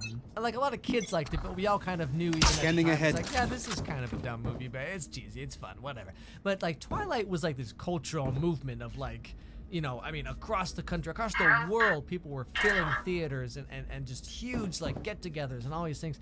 And it's just like, I don't understand how anyone, like, how could anyone like this movie? Like, it's not even like The Room bad, where, like, it's so bad it's good. It's just something, you know? Anyway, guys, thank you for watching. Don't forget to subscribe. Follow me on Twitter. Send me a message. You know, let me know what show you think I should do, or movie, or just what's your favorite part of the video, or I don't know, just say hi, whatever. Follow my dog Charlie on Instagram. Charlie. One enemy remaining. So you get a little extra cute Charlie. Anyway, above all else, everybody have a good day. I'll see you all. Get in sight. They think they can kill me? You know, I wasn't sure if I was gonna do another one.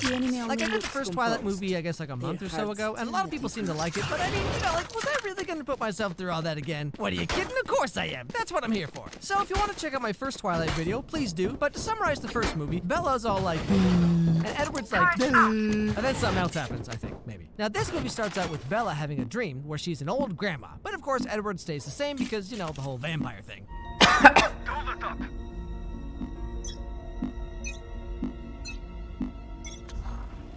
Revealing area.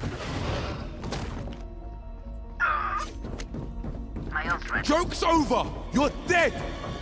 Now, I get why this is like a nightmare or whatever, but I think you're missing the bigger picture here, Bella. Because, like, you'll make so much money going on Dr. Phil when this happens. Anyway, it's Bella. She's 18 and a senior. So, you know, she's basically just one step away from moving into a nursing home. Happy birthday. Alright. Oh, your birthday's definitely something so. My ult is ready. I am the hunter! You will not kill my ally! It's 1 year older than you. He says with a complete lack of self-awareness about how weird this is. Spike So watching planted. this movie, right, I like know the first 20 exactly minutes or where so, you it's just the cheesiest romance garbage you'll ever hear. I mean, seriously, just listen. Oh, you give me everything just like breathing. Oh, the only thing that can hurt me is you. Last player standing. And I don't have anything else. Attackers win. My only reason to stay alive.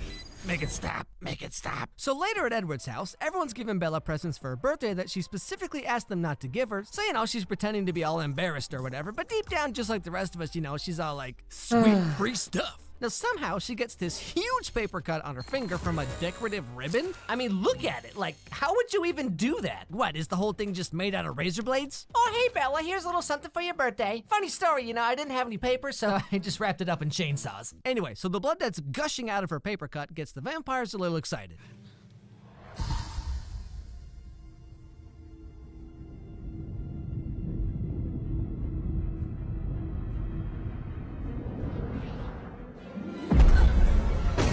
Okay, wait a second here. So in the first movie, right, Edward's all like, I would never hurt you. I will always protect you, or whatever dumb thing he said, right? But like the first thing he does in this movie is he throws her across the room into some flower pots. I would never hurt you. I'm just kidding. Later, Edward shows up at Bella's house with the bad news that he and his family have to move away. We have to leave Forks. Why?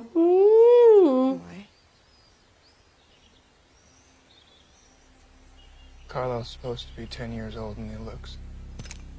People are starting to notice. And let's be honest, that's kind of a flimsy excuse, because, like, I mean, have you ever seen Gwen Stefani? She hasn't aged since, like, 1997. Anyway, so he uses this as an excuse to break up with Bella. And as you can probably imagine, Bella takes this about as well as any 18-year-old being done for the first time. If this is about my soul, take it. I don't want it without you. It's not about your soul.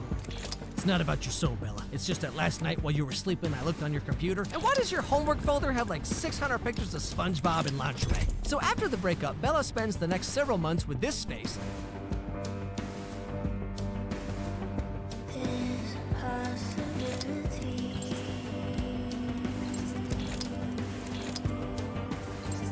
Which, funny story, it's the same exact face I made the whole time I watched this movie. Anyway, so eventually she gets over herself and she starts hanging out with Jacob and fixing motorcycles because, you know, she's not like other girls. And at the same time, she tries to get back with her old friends and pretend like she didn't just ditch them all a year ago. I was just wondering if you wanted to go see a movie with me.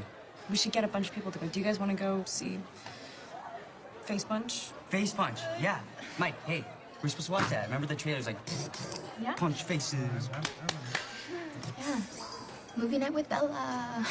But on the night, almost everyone bails, and Bella's stuck hanging out with Jacob and this guy, who you know, by the way, just by looking at him, he's one of those dudes who walks up to girls in the hallways, you know, and he's like, where's my hug? And now we have this scene.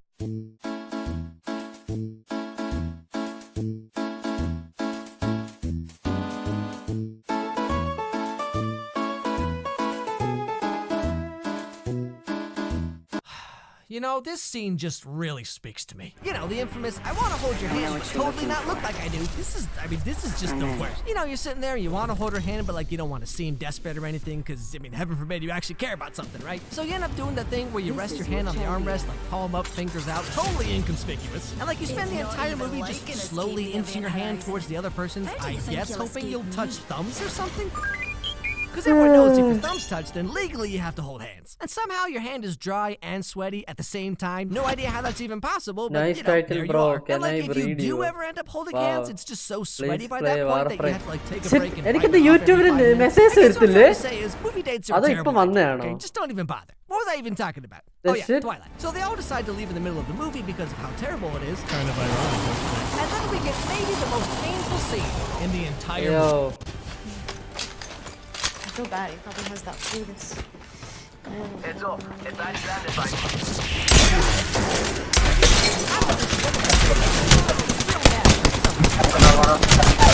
Like Edward, he just kind of disappears for a while, leaving Bella all alone.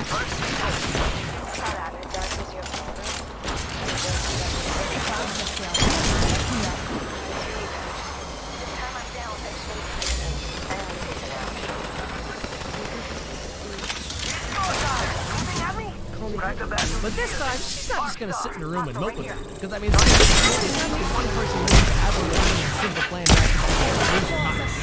so she goes to see Jacob and finally gets to the bottom of why he doesn't wear shirts. It's not you, it's me, right? Really? Reloading. True. I'm not good. I used to be. Need more juice. A good kid.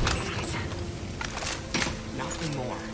I used to be a good boy, but I'm a bad boy now. I don't even wear my helmet anymore. Now Bella goes home and she's right out of the room when suddenly Jacob shows up and ninja climbs his way in.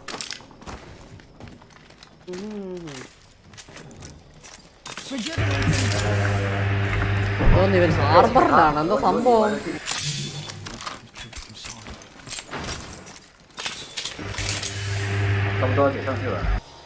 Hostile right here. Okay, what just happened here? So Jacob just shows up like this? I mean, do you really just not own any shirts now? And then Bella just does this? Like, what are you even doing? Hey Jacob, nice to see you. Hold on 1 second. What the heck are you doing there, Bella? Anyway, Jacob tries to tell her what's going on with him, but he can't say it directly because, you know, that would just be too convenient. So the next day, Bella figures it out and goes to see him. But one thing leads to another, and we find out the dark secret they've all been keeping. Drag out.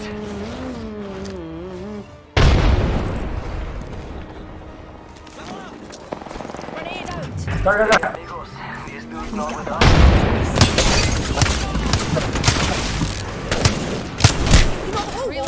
And all that. I gotta ask, are there ripped up jean shorts and stuff everywhere? Like, the whole course must just look like a Magic the Gathering tournament blew up or something. Anyway, remember Jacob was playing moment, but then Bella came home and calling her house, and she's like, never mind, I just it's just Edward's sister.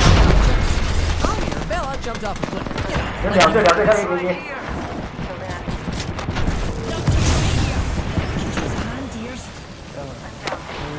You know,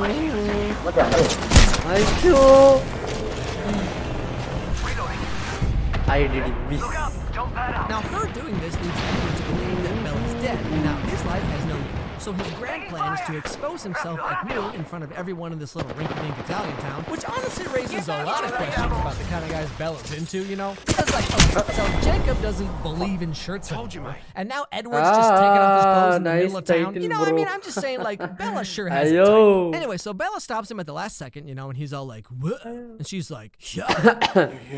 YouTuber, could please play Warframe? Yes, I will try. You had to know I was alive, but you didn't have to feel guilty about anything. Ayo. I'll let you go now. Yeah, main star map idhar charger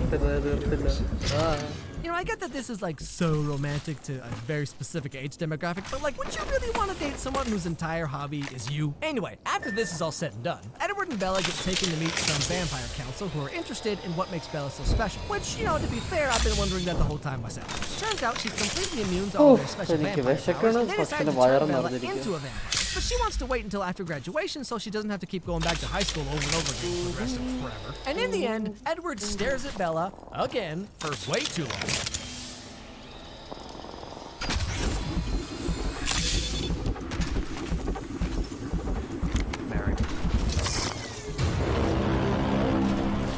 And of course, Bella's like, "What? I'm only 18. I still have so many dreams and things I want to do, you silly goose." Just kidding. Bella actually responds by having an asthma attack. And that's how the movie ends. You know, after watching the first movie, I figured, like, I really couldn't get much worse. Like, the first Twilight movie's just kind of dumb, but this one is on a whole other level. Nothing that happens really makes any sense. Like, Edward disappears to protect Bella, I get that. But, like, the whole thing that drives the story is that Edward hears Bella jump into the ocean, and he's like, well, I guess that's that. And yes, I know it's based on Romeo and Juliet, but can we talk about that for a second? So in the play, Romeo's like 18 or like 20 or something, and Juliet is 13. Okay, but let's just put that aside for a second. Now, glitter painted and not thinking straight, like, I get it, that's fine. But in this movie, okay, Bella is 18, which is still pretty young, but Edward is 109! The whole point of his character is that he's calm, collected, he knows everything about everything, or like whatever, right? So how is he the dumbest character in the whole movie? It doesn't make any sense. And don't even get me started on Bella, okay? I mean, I've seen a lot of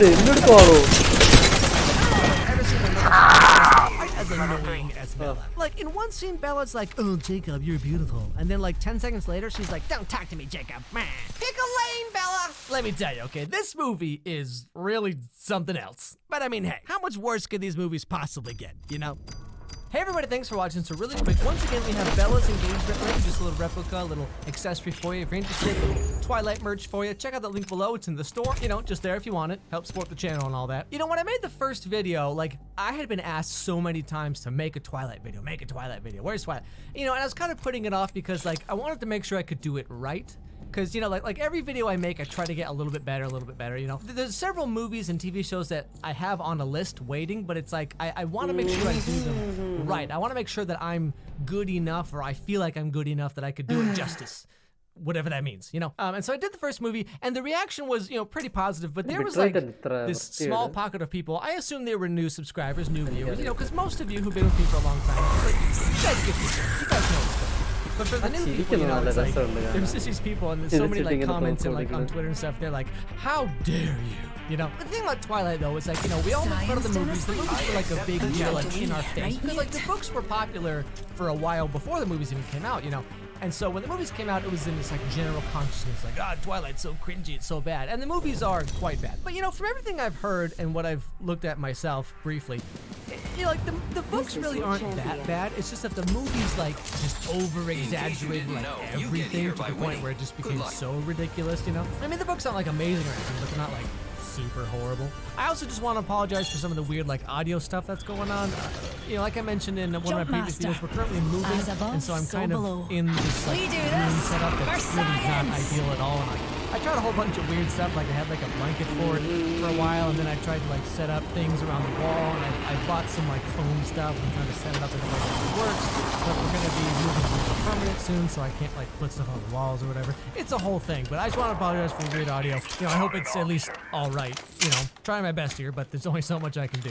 Anyway, guys, once again, thanks for watching. Don't forget to subscribe. Follow me on Twitter. Let me know what was your favorite part of the video, or what's the TV show or movie you want me to take a look at, or just say hi, you know, whatever. Follow my dog Charlie on Instagram. Charlie Meets Pumpkin. My wife posts there almost every single day, so you'll get a little extra Charlie in your life. You know, I mean, why wouldn't you? And above all else, I'll see you all.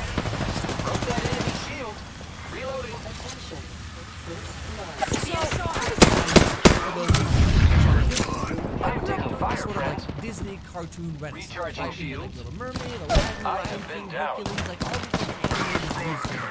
And then they all just kind of went away, and it's just a wee scratch here. I guess like musicals were just not cool anymore or whatever. The ring's closed, and we've got a whole minute to dawdle. Disney Channel decided to take a bit of a risk and musical movie genre, or like whatever it's called, and gave us High School Musical. Now that High School Musical has long faded from people's minds, I thought I would take a look back at this movie that grabbed so many people for whatever reason.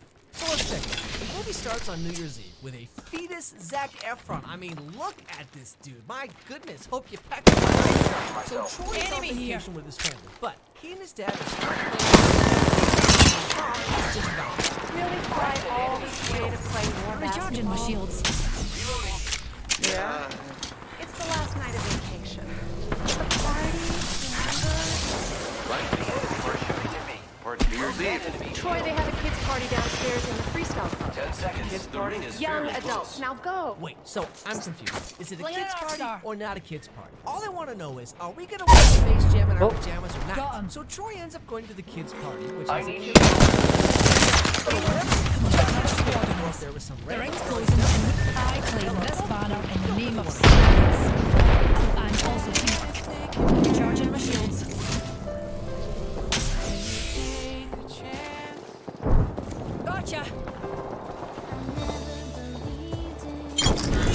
Let's go.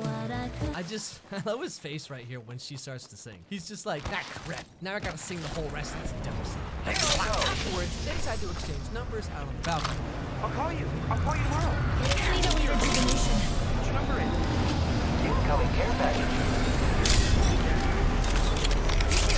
Bad guy, outside of orbit. I'm out of light ammo. You kill leader. New data. Champion's no longer part of the data pool, darlings. Like back in the flip phone era, taking a photo was like a whole Reload. go to hotels and they just Bots are shooting at me. use a shower at a hotel. It's like doing a Rubik's Cube blindfolded. Let's see here.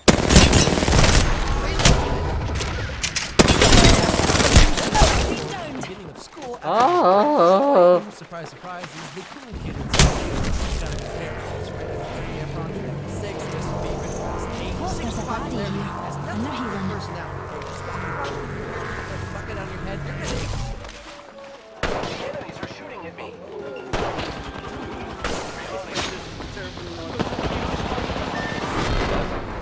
Shopping from here. The skill wasn't off, but remember that.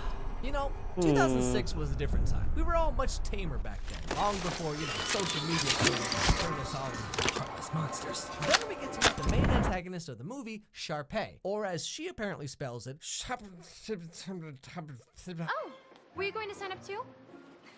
My brother and I have started all the school's productions, and we really welcome newcomers. There are a lot of supporting roles in the show. Man, I'm having some real, high school PTSD flashbacks right now. Like I said in my Glee video, I was a theater kid, okay? I was in show choir, musicals, let me tell you, I was really cool. And there were so many Sharpays. I mean, even now, I still flinch when I see a blonde white girl who smiles too much. Now, both Wait, what the shit? Get detention because Is they that have a bug? out in class. And so, naturally, they serve detention. Okay, by helping the if someone tries to reroll using legend tokens, the game crashes. Okay. The drama club can always use an extra. I know people don't know that, but still. Let us probe the mounting evils of premarital sex. Anyway, singing with Gabriella at the party where they didn't watch Space Jam in their pajamas, okay? Talk about a lame party, am I right?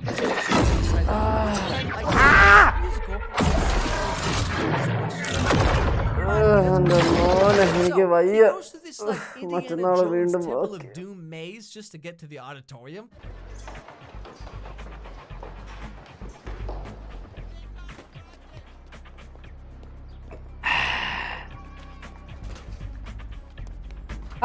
Atsukunare, my friends.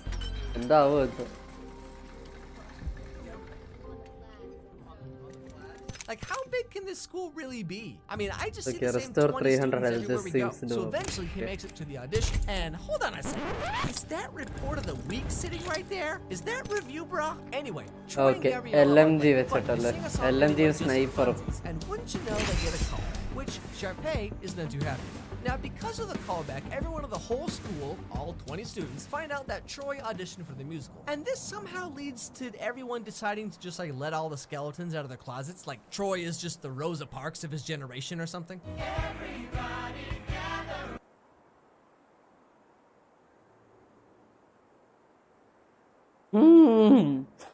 Okay.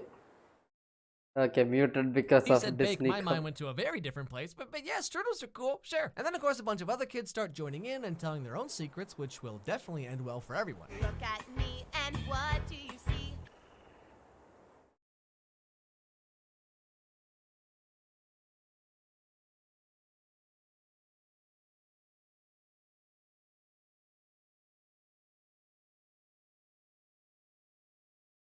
Itself is like whatever, but it ends with Gabriella's nachos suddenly turning into chili fries, which raises a whole lot of questions, but I think we'll just move on. Trust your senses. Embrace the hunt. We will do.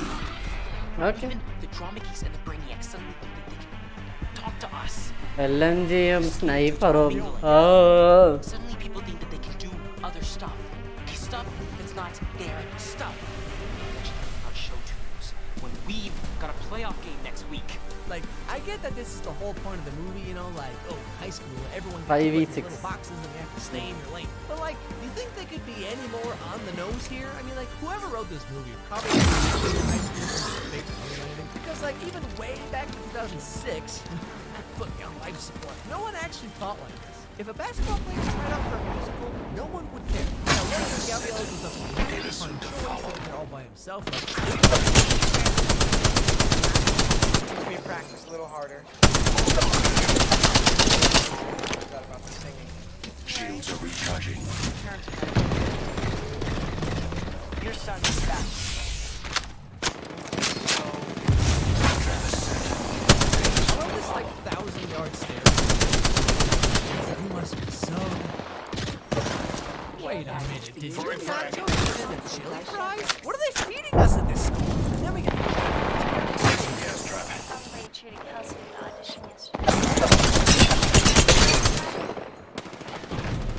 To them, I'm planning. And they don't know enough about it. Independent variable. Recharging shields.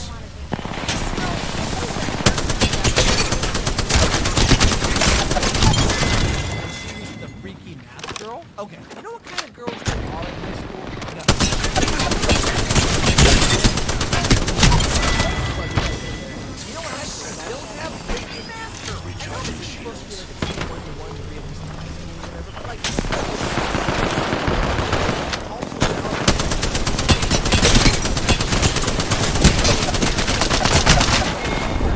Okay. I don't know if you're just bad or an idiot. Either way, you're gone. Good tell me you're good at hoops too. You know, I once scored 41 points on a league championship game. No way.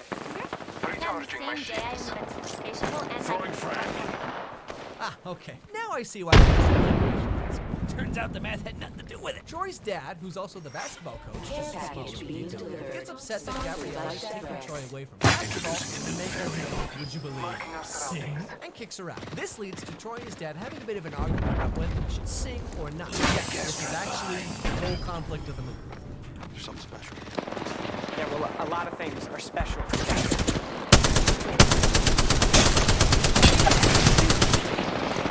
you ever think maybe I could be both? Problem solved.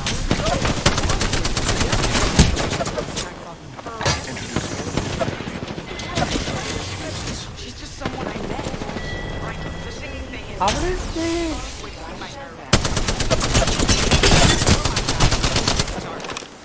Gabriella is not... Deploying a I mean, variable. seriously, though, how does this Introducing work? a new Like, variable. How? like I got drunk goggles on. Naturally, yes. this leads to Gabriella not Can wanting we to talk to breed Troy, you? and Troy left How? wondering what happened. So that night, he goes over to her house to try and smooth things When? out. Why? Now we see Gabriella അതൊക്കെ just sitting there, perfect posture, hair and makeup all done perfectly, just reading a book like some little princess. But I mean, like, okay, we all know she would have some the messiest bun you've ever seen. Fingers covered in Cheeto dust. I mean, come on.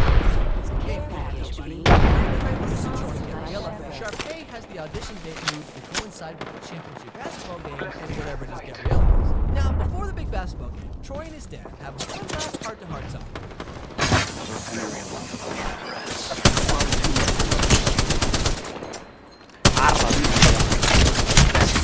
രണ്ട് സൈഡിൽ Time of his life playing the game.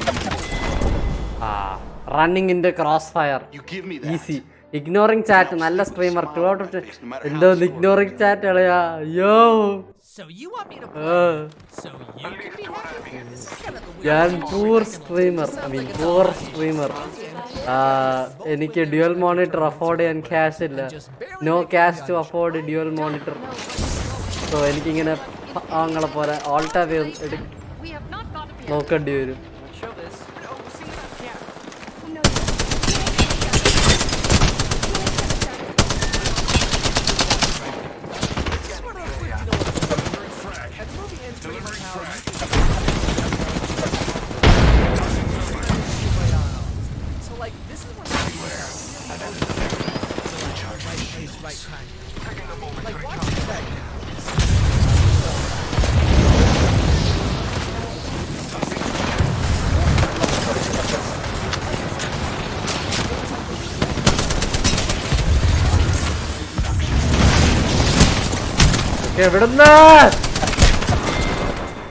like the intro part to Sharpay and her brother's musical number.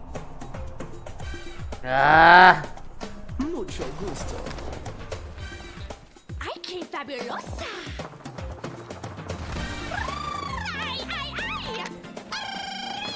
Something tells me this just wouldn't fly today, you know? I don't know. The world was a different place in 2006. But still, you can't deny what High School Musical started.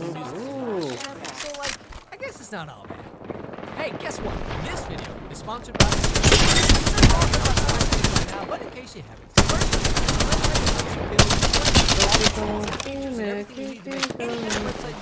it's all right there. You do it all from their website, so you don't need to install anything, patch anything. Like really, it's all start building a professional looking website. Like I never used it before, and I built this whole website in just like 10 minutes. Right now, Squarespace is offering you guys 10% off your first background or while doing homework. I see you out there. That's squarespace.com/HLCNEYERS. Squarespace, I made the same website where I would have been video essays once upon a time. I've added some stuff to last time I did Squarespace, so if you're interested in want to make your own website, Squarespace is offering you guys 10% off your first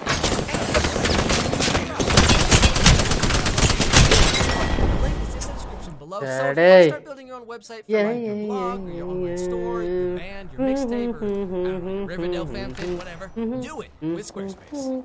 Hey everybody, thanks for watching. So as always, we got some merch in the store, some High School Musical stuff. So check it out. Link is below. Special promo code musical gets you free worldwide shipping. So if you're interested, check it out. It's there for you. A lot of reasons. I mean, you know, we all liked it. We all latched onto this idea for some reason. I liked it well enough when it came out. Kids, adults, everyone was just obsessed with this High School Musical. It was like frozen. Back now, it's like, why did we like this movie so much? Because like it's just so bizarre in so many ways. As someone who graduated from high school in 2006, it was just so nostalgic to kind of look at this time. Back in 2006, like social media wasn't really a thing. YouTube had just started. Like the internet as we know it now was just starting to kind of creep up. You know, but it's like it's so weird to go back to this time that I remember so well. But High School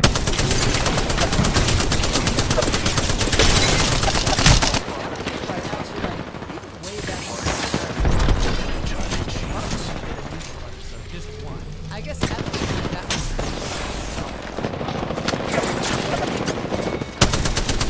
High School Musical and Glee came in with Bitcoin, you know, like when your grandma starts giving you Bitcoin advice, like you know it's time to get out. It's the same with like musical, you know, episodes and everything. When Riverdale does it, you know it's over. Anyway, guys, thanks for watching. Don't forget to subscribe. Follow my dog Charlie on Instagram, Charlie Meets Pumpkin. Follow me on Twitter. I try to reply to everything that I get. So if you want to suggest a TV show or just tell me your thoughts about whatever, you know, send me a message. Of course, don't forget to subscribe to the YouTube channel. I got videos coming at least every Tuesday, sometimes on Fridays as well. Anyway, have a great day, everybody, and I'll see you tomorrow.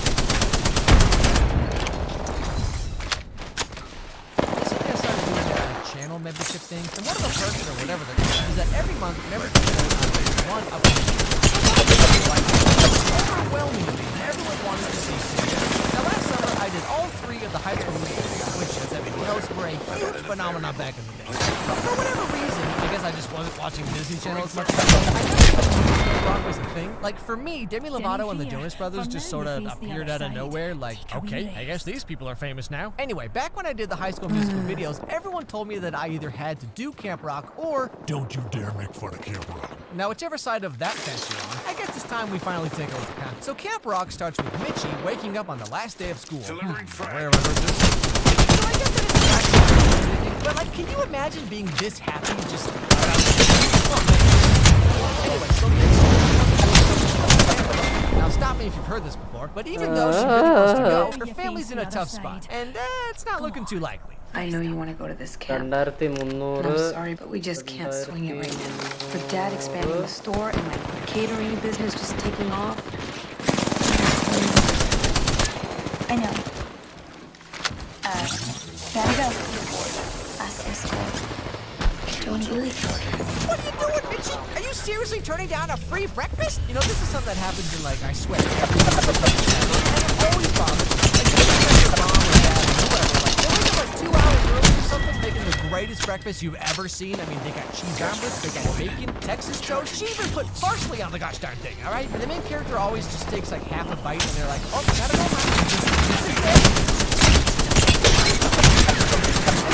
Mitchie is pretty bummed about the whole not being able to go to camp thing, but when she gets home, guess what happens? Okay, honey, drum roll. Okay, you're going to Camp Rock. What? Well, actually, we're going. Connie's Catering is going camping. Business is slow in the summer. This is a steady job, and you get to go to camp at a discounted rate.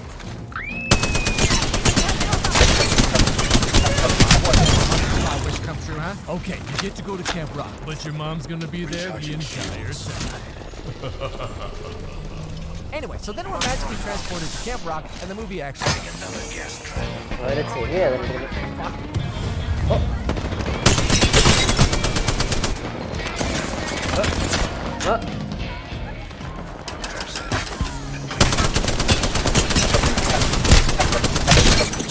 You know, any summer camp you ever go to is always good. Now, it turns out this year is because there's celebrity guest spots, which I'm sure will definitely not result in a bunch of wacky shenanigans for an hour and a half. And that's when we meet Shane. I don't want to waste my summer in summer. I'm Shane. It's great. This place. Was great. Wow. Who's the little baby Nick Jonas over here? So that night there's like an open mic thingy, whatever, and here is where we get a look at what kind of kids they have at Camp Rock. Like this guy just having a seizure, wearing suits to carry. It's weird, but alright. And of course, it just wouldn't be this kind of movie without a rival/villain or the local Sharpay, if you will. It's test time.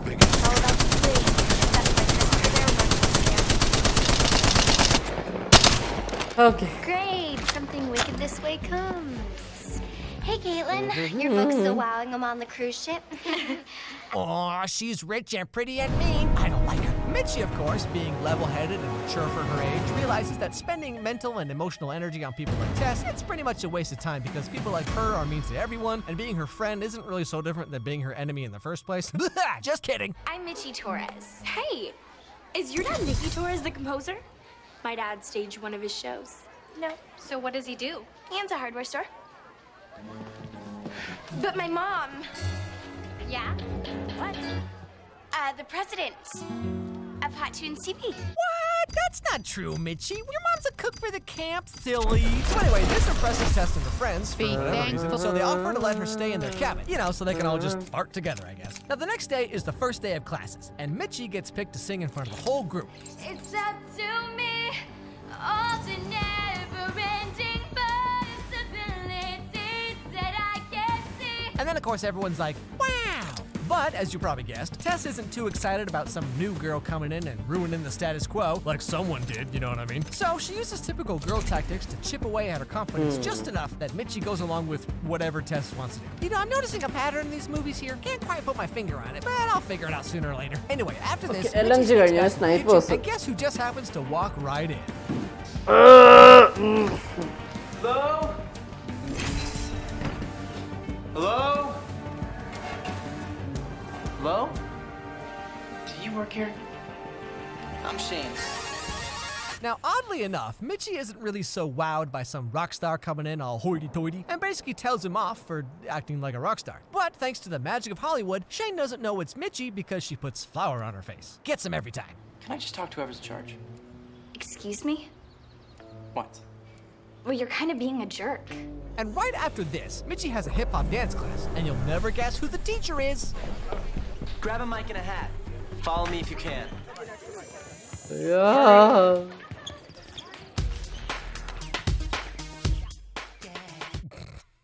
I gotta say, if I was ever going to learn hip-hop dance from anyone, not sure Joe Jonas is the best choice. But that's okay, because turns out no one else can learn from him either. Talk about dancing to the beat of a drum. You gonna get on the drums?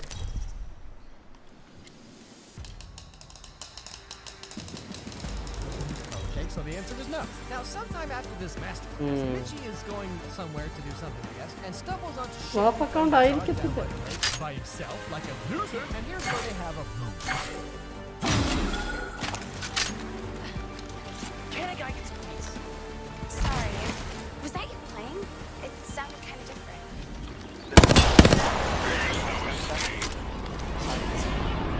You didn't. I liked it. Gotta find it.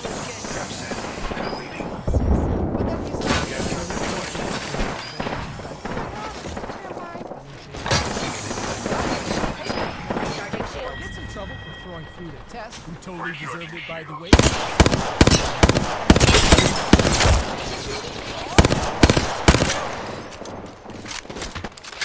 Hey, you must be hands 5 and 6. Leave me a didn't know gas Connie trap had a by. daughter. Independent variable added. You won't escape.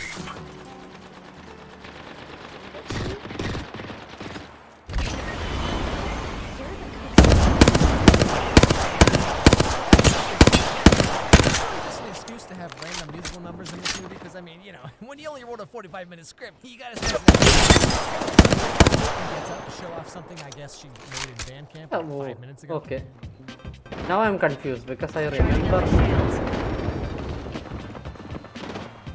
I feel like there has to be at least one restaurant in like Portland or something that plays nothing but that song. And instead of using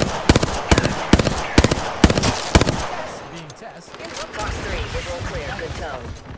You are so full of it. What? You can't stand that people might actually like what other people do. Finally. She said, recharging shield. No. Recharging shields.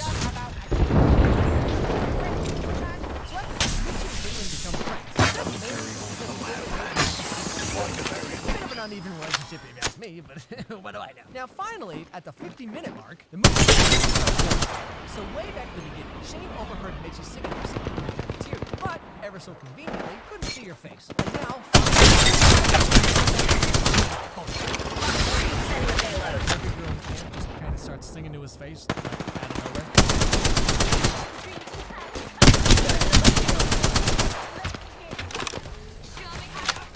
Well, this is all going on. Stumbled onto the system. Mom is actually the chef. And after getting inspired by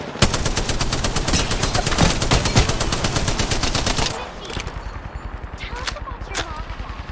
She's pretty cool. And?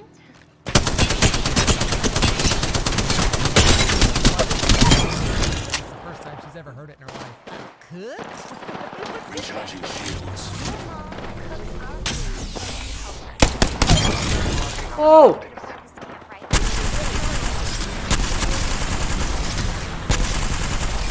But yeah, so now everyone knows the truth about Mitch, even Shane.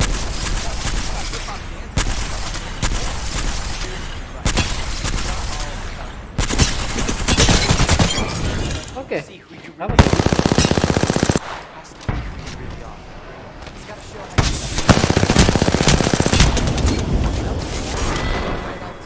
Sometimes I look at the mirror and think, so you know. But I've seen it all. Anyway, so we're just gonna fast forward a little bit here. Box 3, sending it home.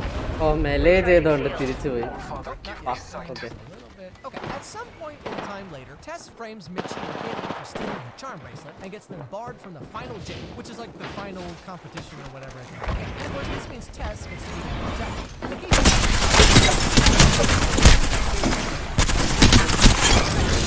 The final of the boys. Basically, he's gonna bring a song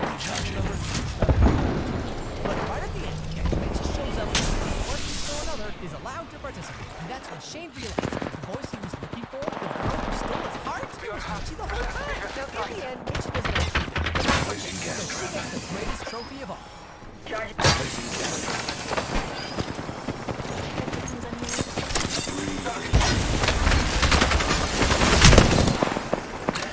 I still see it. Recharging my shields. Shields are recharging. Which, I mean, I gotta ask you, so all these songs that we have, it's all about being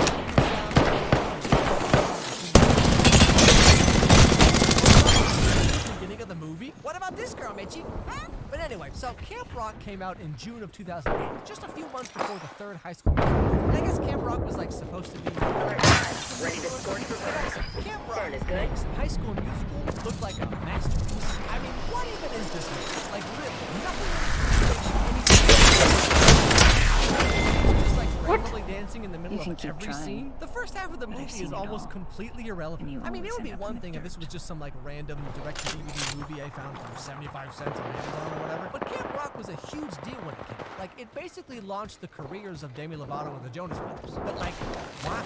I do have to give it some respect for using actual 15 like this movie. I mean, you know, we all like what we like. That's perfectly fine. I'm just saying, this movie was really something else. Hey everybody, thank you so much for watching. So this is the first time I've ever seen Camp Rock. You know, like I said, I've watched High School Musical. Camp Rock just for me, watching it, I don't think the budget or just getting the area. You know, because I guess it was like a that, but just like Camp Rock is just so bizarre. It's like High School Musical, you know, just like the songs, because you know they sing about but Camp Rock, like the songs are just songs. Like kids sing songs because the songs have like so it's just like something happens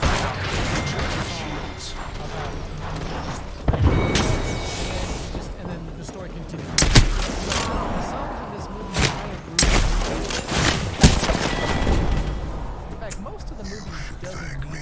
That's what I thought was really weird about this movie. Is like you could literally cut out over half of the movie, and the story would make more sense that way. Because there's so many things that just kind of happen that you just don't mean anything. I mentioned it.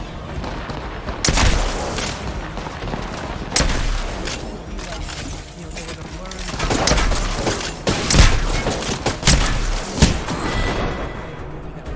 Did you see how great I was? I did all kinds of really amazing moves. In so many ways, you listening? So much Once again, thank you so much for watching. Don't forget to subscribe. Don't forget to turn on that bell so you don't miss any videos from me. Please consider becoming a paid member. Really helps me out, and you get to pick what videos come out. Follow my dog Njan on Instagram. Follow me on Twitter. Let me know on Instagram video or just say hi. Above all else, everybody have a great day. See you all next time.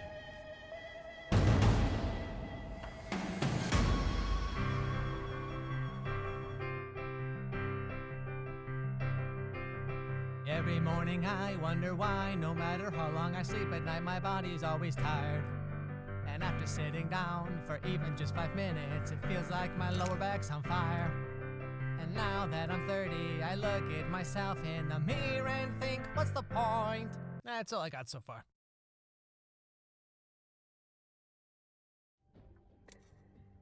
Hmm, 71,000 alle. So here we are, finally. We survived the first 2 High School Musical movies somehow, and now we're at the end with High School Musical 3, senior year. 200 points കൂടെ ആയാൽ എനിക്ക് ഇത് കിട്ടും. Crafting Everyone had fallen in love with this ragtag group of kids. For goodness knows almost half. Now it's all coming to a close. This year, 2018, marks the 10th Nearly anniversary half. of High School Musical 3. And the big question that really no one asked except, you know, me, is does the movie still hold up after all these years? Now, to be completely honest here, I never actually saw the third movie because, you know, by then I was way too cool, you know what I'm saying? But that being said, let's take a little walk and have a look at High School Production Musical. yard. The movie just starts right out the gate with Troy giving us this hazy look. Let's see. Snipers are എനിക്ക് വേണ്ടത്. Middle clear, good tone. Just like old times, Dad. Like old times. Hey guys. You heard Coach. Death is not mercurial. I used to wear it if you hate to too. നല്ല രസമുണ്ട് തല പൊട്ടിച്ചിട്ട് soak കൊടുക്കുമ്പോൾ ചിരിച്ചിരിക്കുന്നു. Now, this is one of those things that all these high school movies and TV shows or whatever, like, they always dig into this idea that high school is just the most important part of your life and you're gonna remember it forever. But, like, no?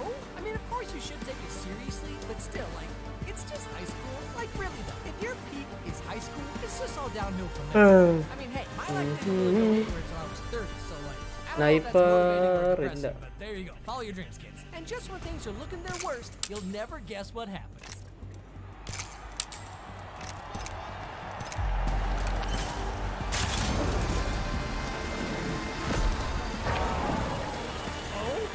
Bogey here, and I'm looking straight up their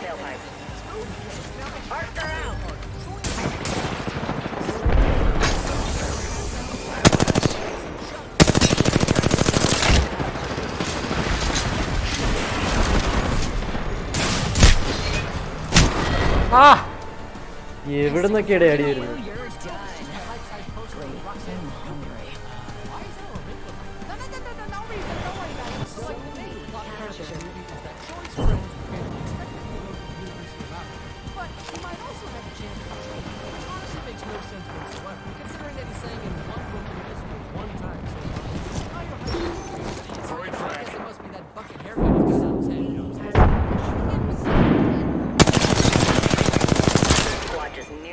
To that zone.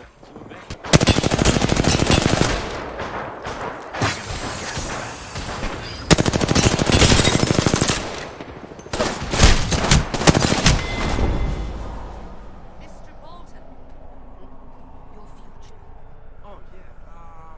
Well, let's see here. I plan to go to California and something I don't really care about. Graduate with $50,000 in debt. Enter a job market that's been systematically dismantled. So I find a job remotely related to my aforementioned college major. And of course, the ones I do find only pay minimum wage anyway. So I just have to live the rest of my life knowing that the only way I can make it. So who's ready for this?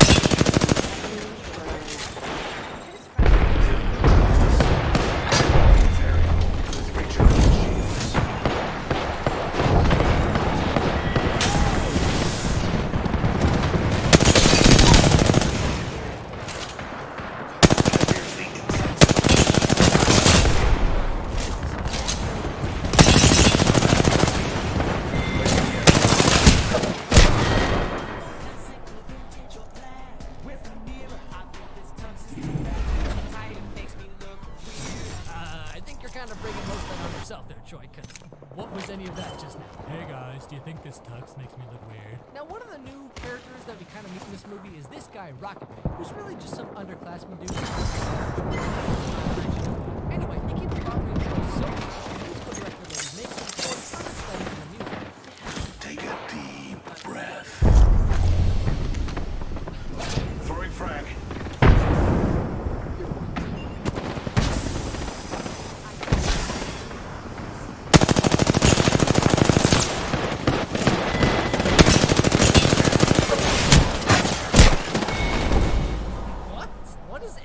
To do with singing. If I was stuck on a deserted island with no food for a week and you were a sandwich, I totally would not leave your hair. What the heck are you talking about, guys?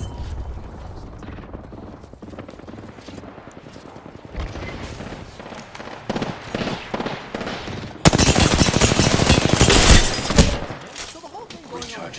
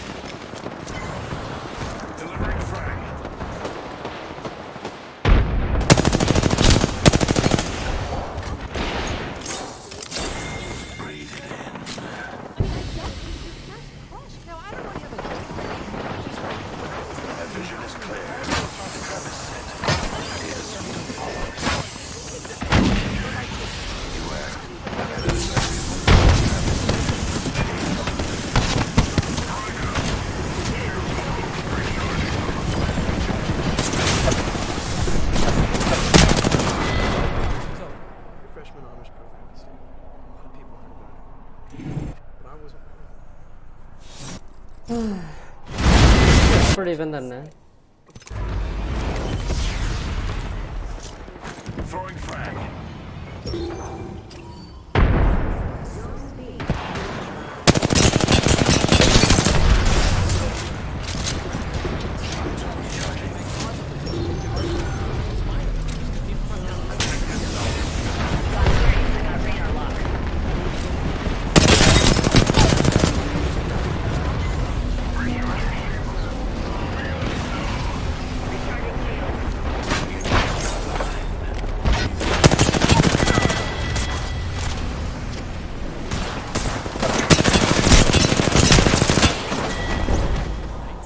What does that even mean? So Gabriella gets accepted into some kind of like early semester honors program at Stanford, which means she has to go there like way participate in the musical or like anything else. Yeah, Gabriella once again just kind of disappears. I think I'm seeing that.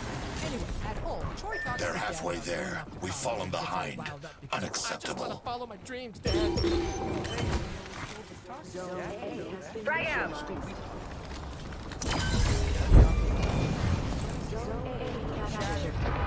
There's no escape. You raised me to make my own choices. I need to make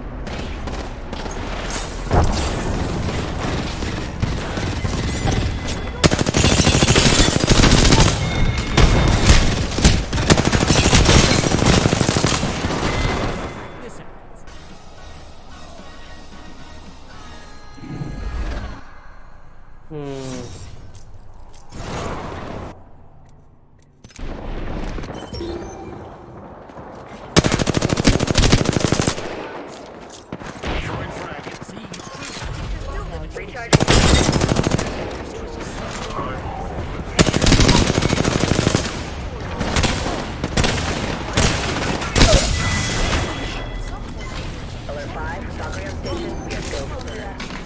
Let's attack this zone.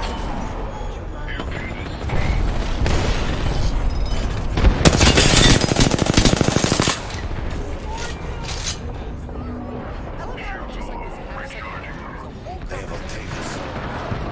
Missing even our process. Breathe it in. I've added a variable. Dark started over. My vision is coming back.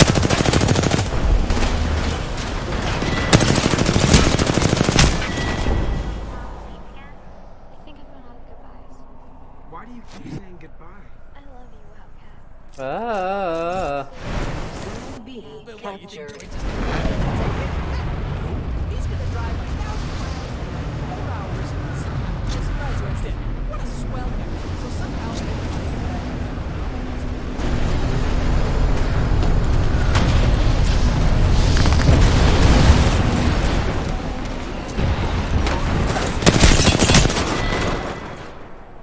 I stick a fork in you and you're done. Ugh, great. All right.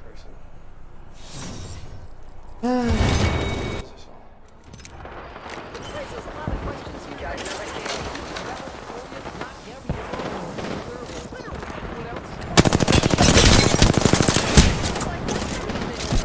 Recharging shields. We should go here. I retract that. Let's attack this zone. I was born in the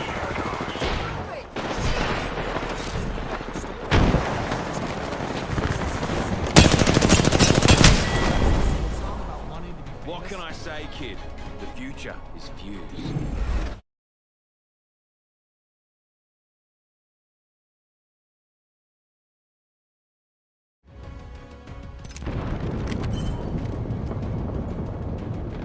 right? But yeah, so these movies are really something else, you know? I will say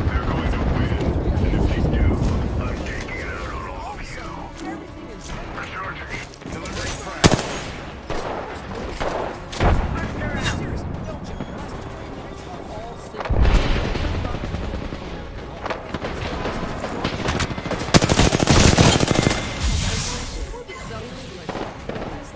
It's a pretty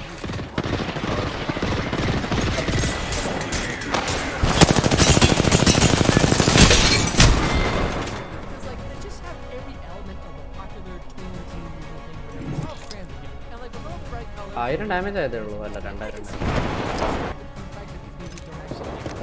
there's several parts in these movies that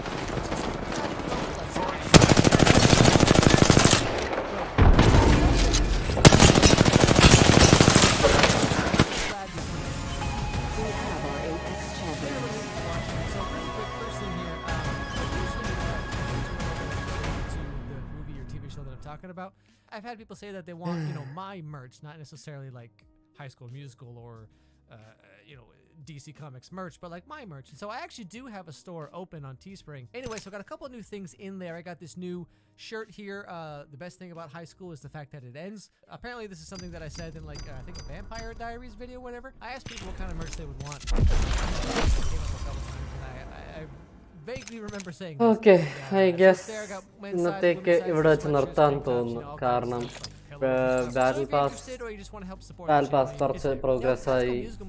മറ്റേ weekly ചാലഞ്ചസിന്റെ ഒരെണ്ണം തീർത്തു. I guess ഇന്നത്തേക്ക് തൽക്കാലം ഇത്ര മതിയെന്ന് തോന്നുന്നു.